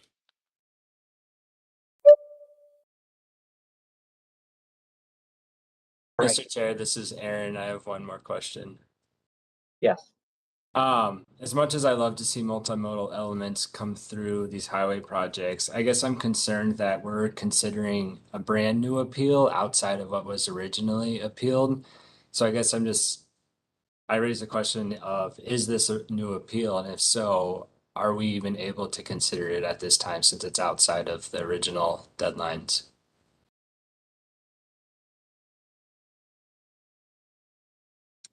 I'll turn that over to staff. Thoughts on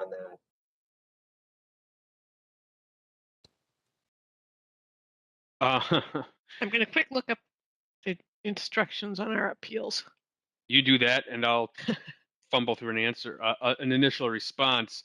So I'm going to scroll down to I was already there, and to the letter itself. I mean, the appeal here is.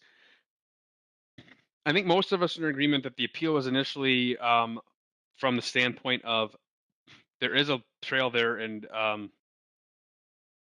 I thought we would get points for it. And so in the initial appeal,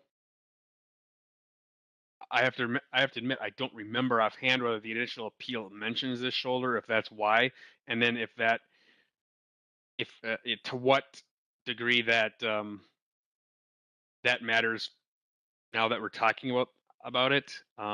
Yeah, I told you I'd fumble through an answer. So the initial appeal was definitely more focused on the existing trail, and similar to that first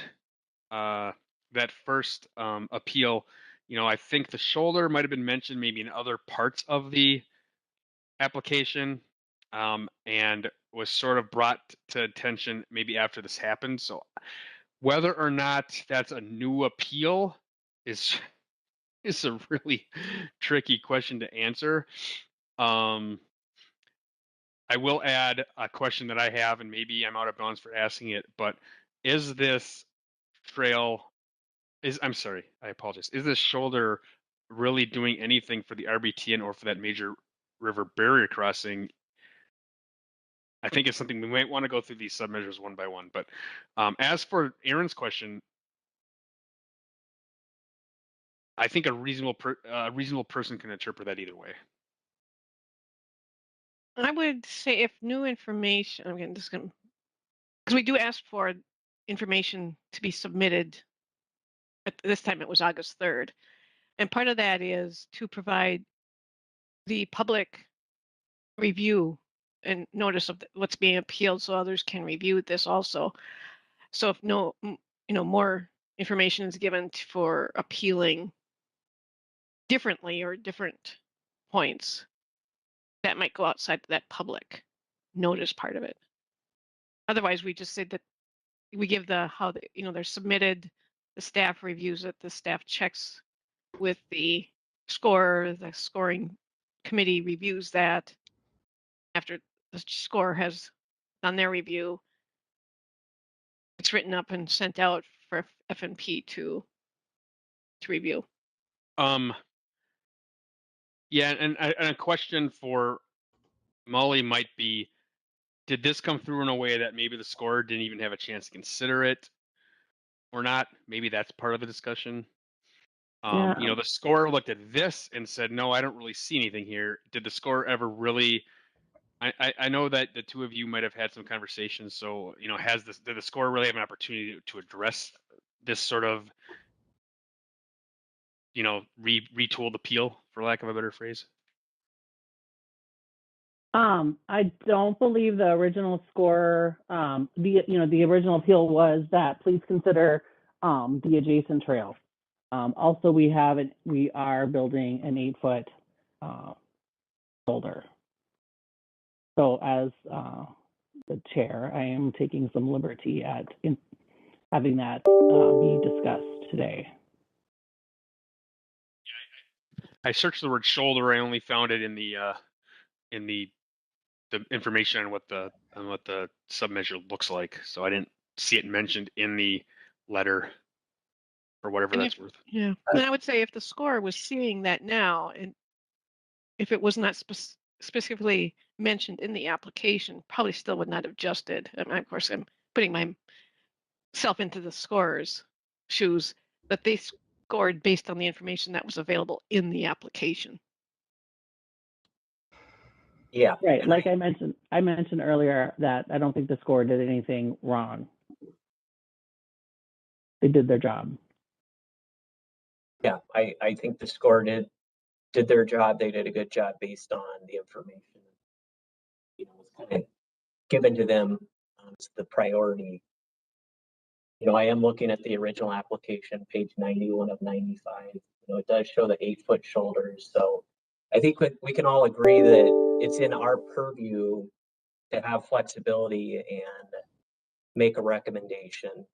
TAC can then review what we did, and then ultimately it goes to TAB. So Actually, I'll make a correction on that. The scoring is finished at funding and programming. That's what I meant. Mr. Chair. Yes. I would like to speak to the appeal.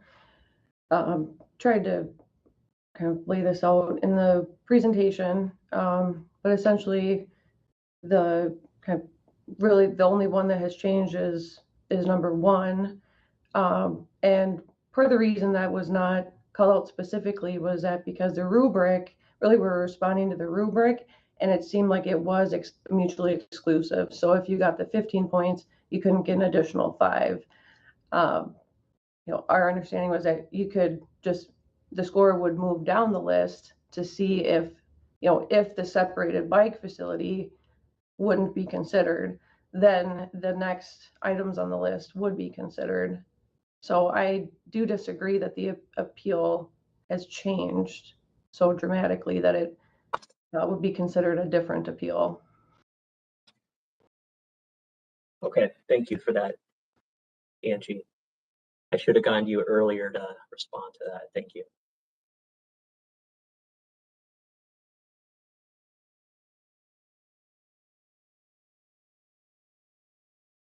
Okay, we are going to move forward and take action on this motion, whether it moves forward or not. We've had enough discussion here. So we have a motion and a second for the additional 35 points. I think it's pretty clear on what categories. We've gone through that already. So I will ask for a roll call. Thank you, Chair. OJ? Nay. Just real quick, there's a hand that's up. Angie has her hand up. Too late. We're in the voting process. Okay. Jensen? Aye. Babish? Nay. Piper? Aye. Merrick? Aye. Jensen? Aye. Ayers Johnson? Aye. Kotsukos? Aye. Peterson? Aye. Janowiak? Nay. McCartney? Aye. Brown? Aye. Ayo? Aye. Samuelson? Aye.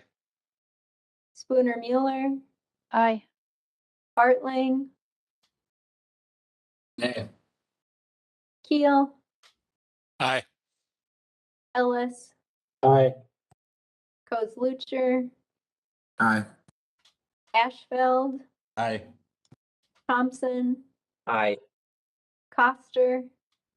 Nay. Weber. What, Weber, what was your vote? I didn't quite get that. Aye. Aye. Okay, it seems like the ayes have it, but I'm gonna refer to staff to tally the votes. Because There were 23 ayes and 5 nays. okay, thank you. So that passes and is approved. Okay, with that, that concludes our normal business. We have about 12 minutes for informational items. First, we have an update on the, excuse me, let me go back. We're gonna do another vote on all of the, approving all of the scores, excuse me. Joe, that's what we want, correct? Now that all the appeals are gone through, we want to do a holistic approval of all the scores. All those scores inclusive of the changes made in the appeals. I would be a way to phrase it, I guess. And thank you for catching that. It was way off my radar. Yeah, okay, so we need a motion and a second to ratify all of the appeal scores and then adopt all of the final scores. This is Elaine. I will make a motion to approve the final scores, including the appeals changed and the recalculation of any cost effectiveness measure to go to a total scores. Okay, and I assume that means the point adjustments too, where there's. Yes. As well as the point adjustments for that last one, which will go from. Which were approved. So the approved the final scores, which includes the approved motions of the appeals. And then the recalculation that will be based on any revised scores. Okay, we have a motion. Do we have a second to that?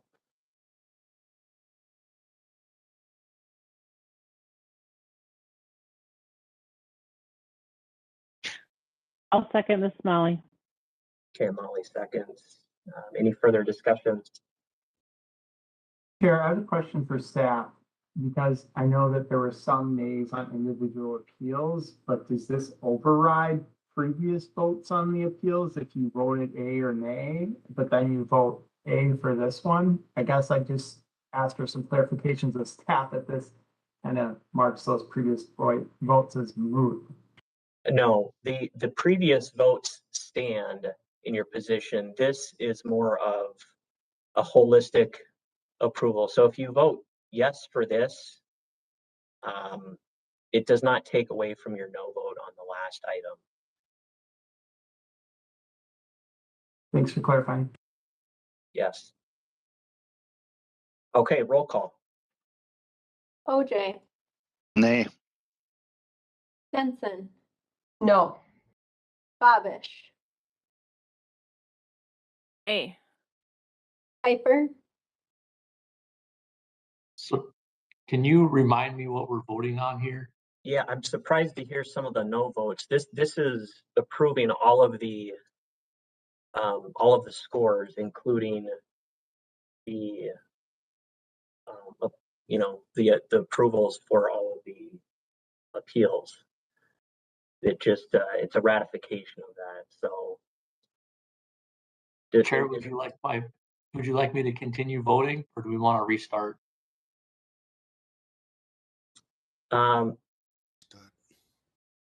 Let's just continue. Hopefully people understand. If they don't, okay, I'm going to take a pause. Is everybody clear on the motion?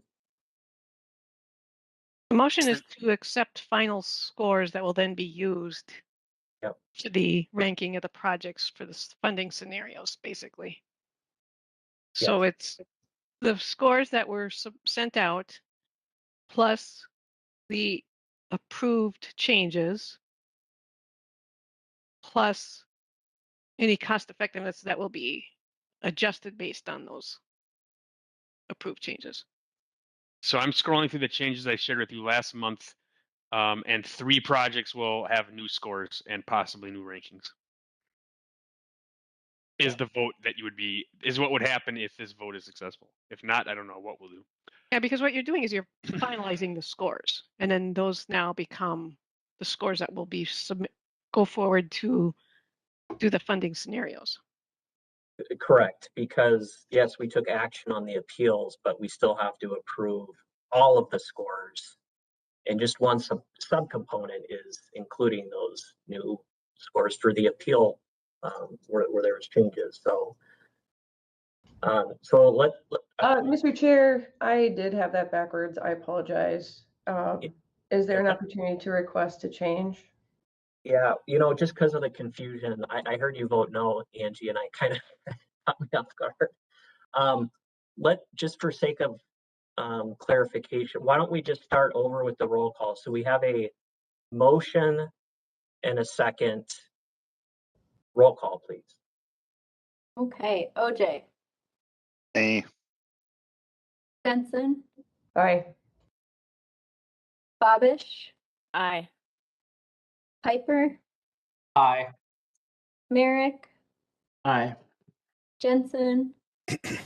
Aye. Ayers Johnson. Aye. Kotsukos. Aye. Peterson. Aye. Janowiak. Aye. McCartney. Aye. Brown. Aye. Ayo. Aye. Samuelson. Aye. Spooner Mueller. Aye. Bartling. Aye. Keel. Aye. Ellis. Aye. Kozlucher. Aye. Ashfeld. Aye. Thompson. Aye. Coster. Aye. Weber. Okay, and that is approved. So that concludes the business items and kind of follows through with everything that Joe said that we would go through in this process for the scores. We do have a 3 o'clock deadline. I know that's maybe a little flexible, but I'd ask staff, is there anything pressing that we need to talk about for information? Yeah, so Mr. Chair, the first two items for sure, and we can be fairly quick on those. The tip public comments was something that was requested too, and maybe people can just view those as TAB approved it yesterday or recommended approval onto the council, but wanted to at least bring those back for information back to the committee. So for sure, the first two items, and I think maybe we can do it in fairly short order. I'm not sure we can hit 3 o'clock, but. Okay, well, why don't we just try to keep it brief and get through as much as we can. Sure. Okay. The first item is the public survey on the regional solicitation, and we'll have more at TAC. Again, this closed at midnight last night, so Bethany, thanks to her, she put together several charts here, and we'll send this out to the rest of the committee after the meeting here. But the top line is here, we got 560 responses. Next slide here, Bethany. And you can see the geographic split, kind of where those came from. We'll do some other how the input came in based on geography for TAC, and then share that here with this committee here too. But a couple of questions we asked a budgeting tool exercise on where people wanted to put their money, and here's some of the responses, both from the average and median standpoint relative to the modal funding midpoints that TAB approved in the application. So you can take a look at that. Then we also did ask questions saying, first, one on the left would be, within roadways, if you have to spend money in the roadways category, what's your highest priority? And you can see the response for roadways between the categories. If you have money that's dedicated to transit, what's your highest priority for where you spend the money? And then similarly for bike ped, you have money just for bike ped.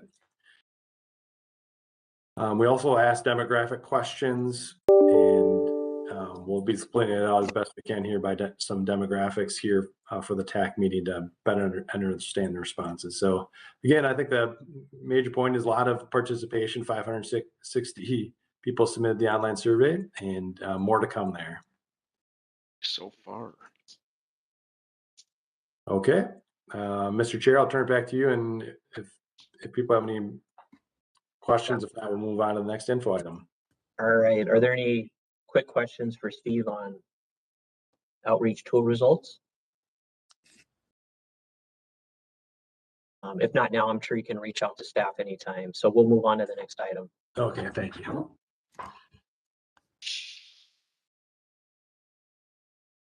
Okay, next slide.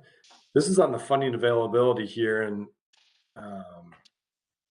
we wanted to just kind of document this in a PowerPoint so you'd have it with you as we, the last vote we took was pretty important because we ratified the scores here, and so now staff has an opportunity to start putting together the funding scenarios, which we'll bring to TAC, and we'll talk about the schedule coming up here. But we do have some money that's earlier year money that's based largely on increases through the IIJA new federal bill. So that adds up to about $277 million if you include the earlier money plus the new money, and that does not include any over programming, which can amount to, last time we did about $10 million per year of over programming.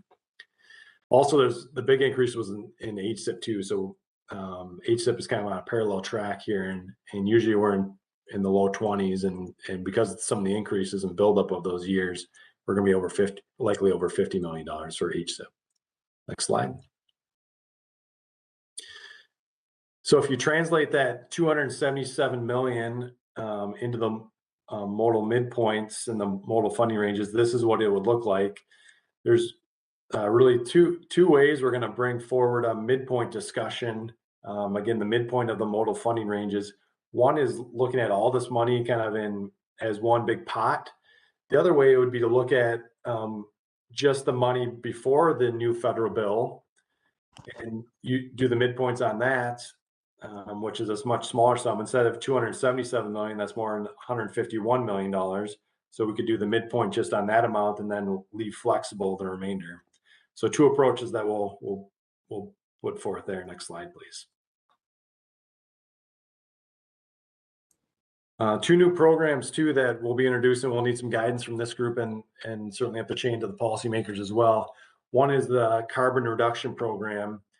MnDOT is leading work groups right now that will look at carbon reduction into the fall, but at a minimum, there's a minimum set aside to all the MPOs, and for the metro area, it's $41 million over the 23 to 2027, about $8 million per year, and you can see what the eligibility is there. So what we'll have to think about collectively is, do we want to take the eligible projects, which is mostly transit, bike ped projects, and just go further down some of those lists and get more projects? Do we want to do that for some of the years? Because at the same time, there's a 2-year deadline to do a carbon reduction strategy. The guidance from FHWA says you don't have to wait till that's approved by the feds before doling out the money, because the money's available right now. But so you could do, all those years, 23 to 27, you could do some portion of those years in projects and then kind of wait to see what the larger statewide strategy is. So a couple options that we'll talk about over the next few months there. Next slide. Another program is the on-system bridge. And in fact, several Metro partners have a programming update work group with MnDOT here this upcoming Friday to talk more. I guess the third time we've talked about some of the new bridge money that flowed up from the federal government. One option is to take about $4.5 million per year for on-system bridges, and that would flow through the MPO. And essentially that would be on-system bridges in this case means any federally eligible projects. So that would be the major collectors and higher that are federally aid eligible. So we need to we would, in this case, if that does kind of flow the way that we think it may go through the MPO, that $4.5 million a year, we kind of clearly show where that money would go into the bridge, into various bridge projects. So that's the second kind of new pot of money. Unique projects. We set aside $4.5 million in the last solicitation. We're currently running work groups to score those projects. Again, that we've had 2 meetings of the technical work group, one of which Joe led here earlier this week to provide technical feedback to the policymakers who asked to score these projects. The projects submitted equated to about the amount of money we have left. So the policymakers will be asked in the end, do you think all these projects are kind of worthy of funding? Because we do have set aside a similar amount to what was requested via 3 projects. Second question will be, do you want to continue this program for the next cycle and set aside some amount of money to do so? Next slide. Probably not a quick discussion, but one thing we heard back in November of 2020 from this group and also from the TAC group was, you may remember from the last solicitation that we partially funded 2 projects. One was a Carver County project, got $7 million out of the $9 million request. Another was a Scott County project. It received $7 million out of $10 million requests. And that was, we were kind of down the last few projects. We were trying to, achieve some geographic balance. And so that was the reason that some partially funded projects came out. This group commented, like I said, that they didn't like that kind of partially funded approach. They'd rather see fully funded projects. And if we did see more money come available to the region, that we consider going back and fully funding those requests. So now we have more money available. And the question coming back to you is, do you want us as staff to show in the funding scenarios that we develop options that fully fund these 2 previous requests and into their full amount or not? So that'll be a question you can think about today, and as we move into TAC and back to this group next month, give some feedback on. Next slide.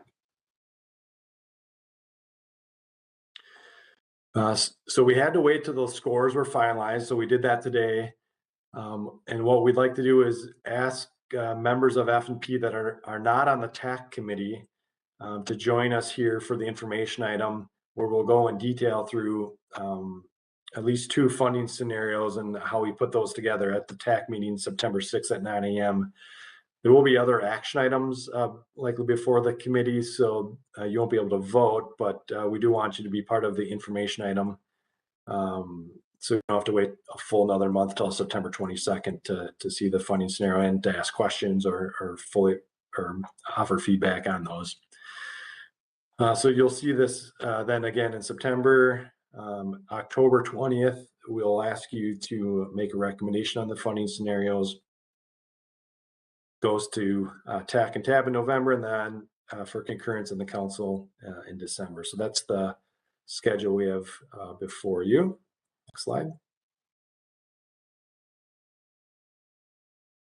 Here's in writing what we had talked about earlier for the midpoint discussion. There's kind of 2 ways to think about it. Do you put all this money in the pot, $277 million, and run the midpoints? Or do you go based off the old federal funding levels, which is about $151 million?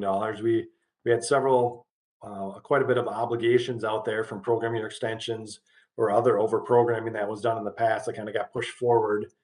So usually we said, we've got about $180 million, but that's subtraction of obligations that were on the books out there. So the last question I guess I would have is there other funding options you think should be considered? And over the next month we can talk about this here. I know, but I think the first step would be for us to put the 2 midpoint scenarios together, see what people think, and then maybe once you get a feel for it, then you'll have a better sense for if we should go this way or that way.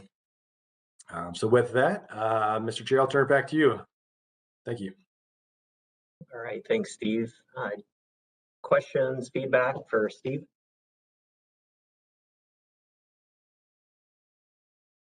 Here, I have a question for Steve. Will you be preparing a summary of percent distribution with all the funding scenarios? Did you prepare that? Yeah, thank you, Mr. Chair, Nathan. So I think if I understand your question, you're asking kind of by mode?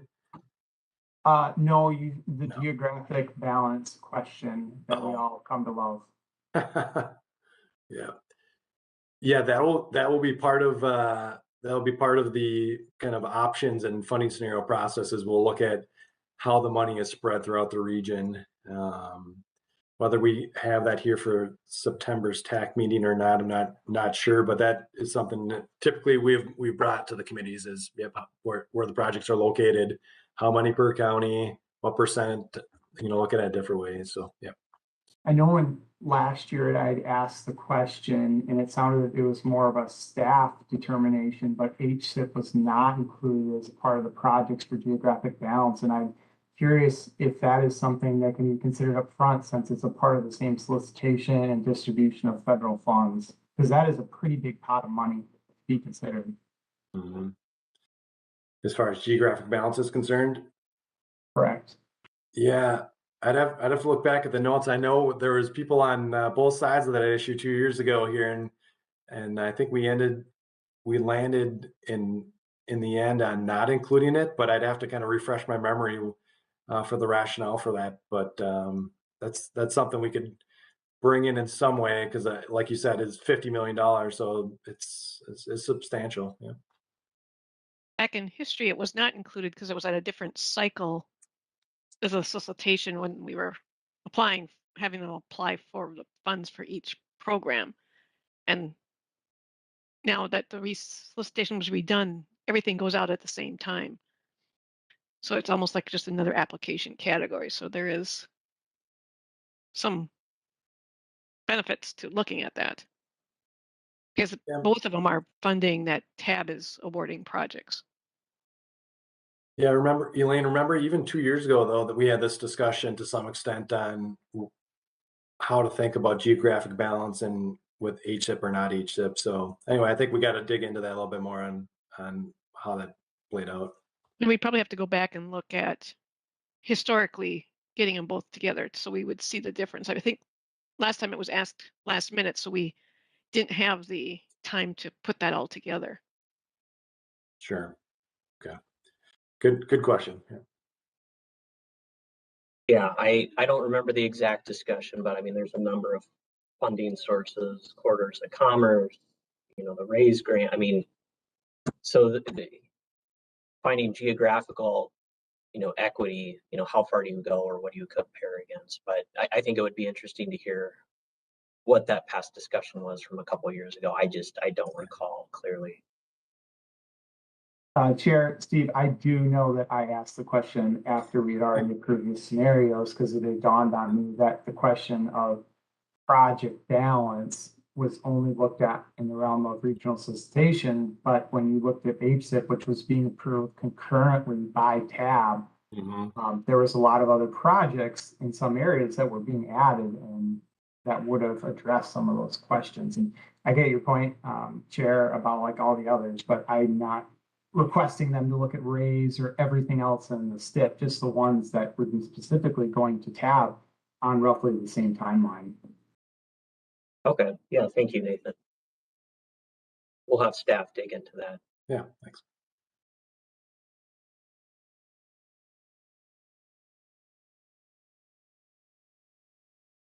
Chair, this is Jason with Hennepin County. Yeah, Jason. Thank you, Chair. Steve, as we're seeing the increase of federal funds with IIJA, I think one component that'll warrant a lot of attention is choosing program years. As local cities and counties, we're going to be trying to balance our books to come up with a local match. It's a good problem to have, but we would appreciate time to have that program year discussion with Met Council near the finish line. Yeah, thank you, Mr. Chair and Jason. Good comment. We have so the earlier year money, at least for the solicitation, we have 38 million. Many projects said they could use the earlier year money, but certainly, yeah, you need to budget that local match. Usually that's something we do later in the process, but especially with the 2024 money is what I'm thinking. Some combination of Elaine and I will need to look at those projects. And generally what we've done in the past is we've given priority to the top scoring projects, and we'll see where they want to go for their program year. So there's a little shuffle there that needs to take place. But I know there is a lot of projects that can take the earlier year money, and maybe given some of it's 2024, we should work on that. Usually it's a kind of a January timeframe after the projects are selected, but we can maybe start laying things out in process here too. Yeah, and we do start looking at it pretty quickly early in the year so that we could send out the award letters for the year. And we would work with the applicants or the awardees as we set the years.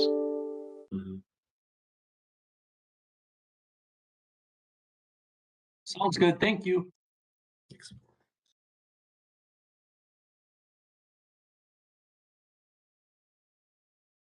Right, did you get enough feedback from us, Steve? You need anything else?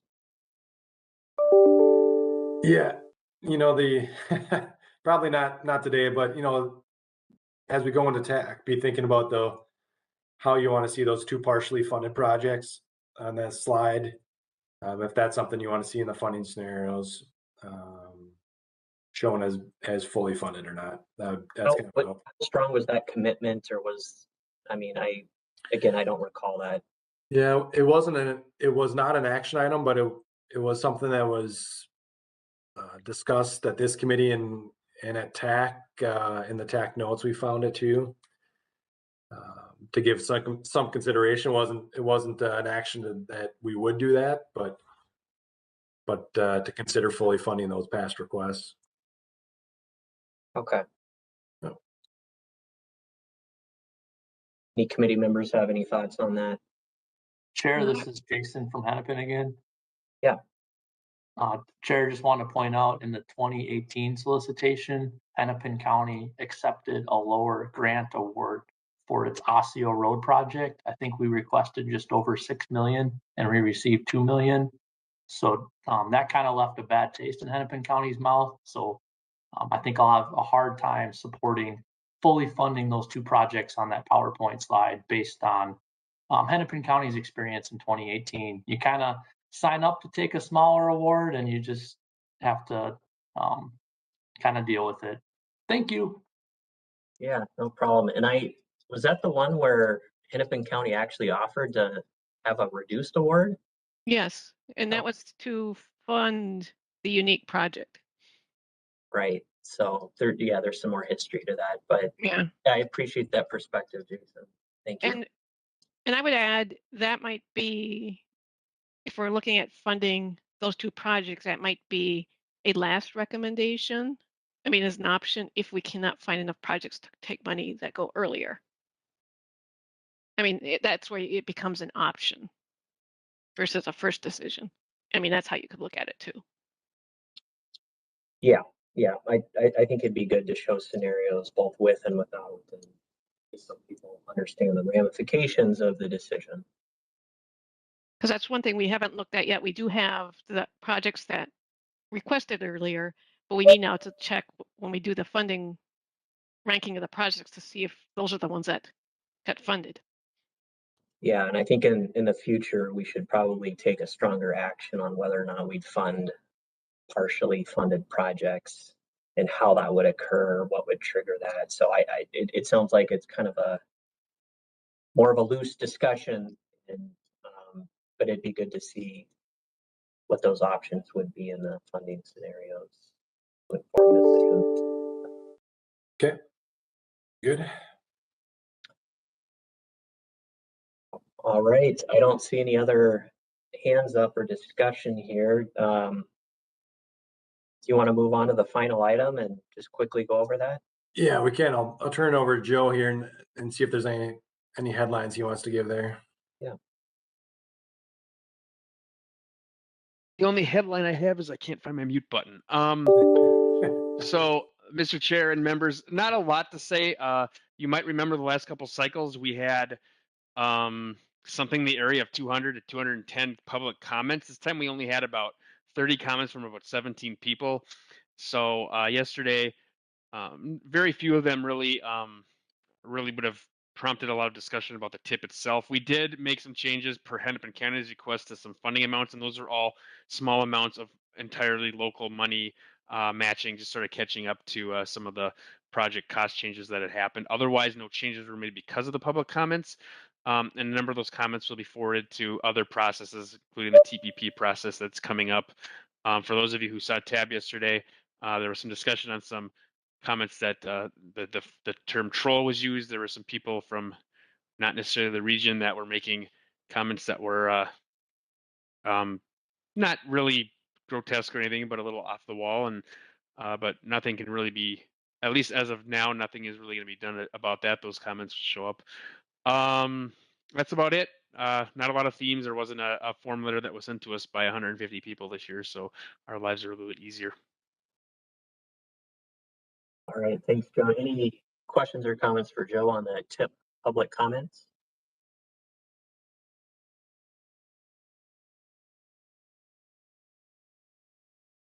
All right, seeing none, we will move on to other business. Do any members have any other business? Keith.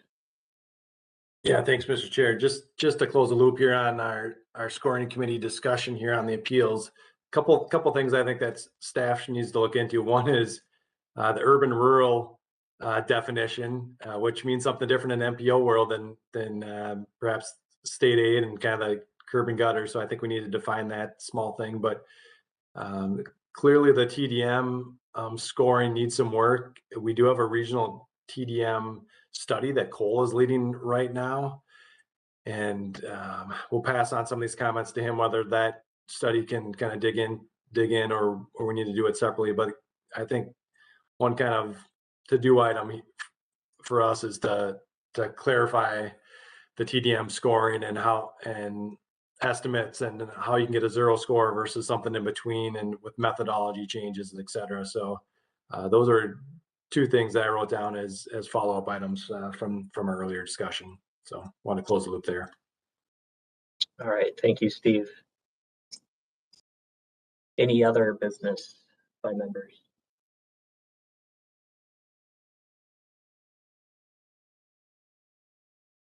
Okay, seeing none, we'll wrap up here. I just want to thank everybody. I think we had a good spirited discussion on the appeal.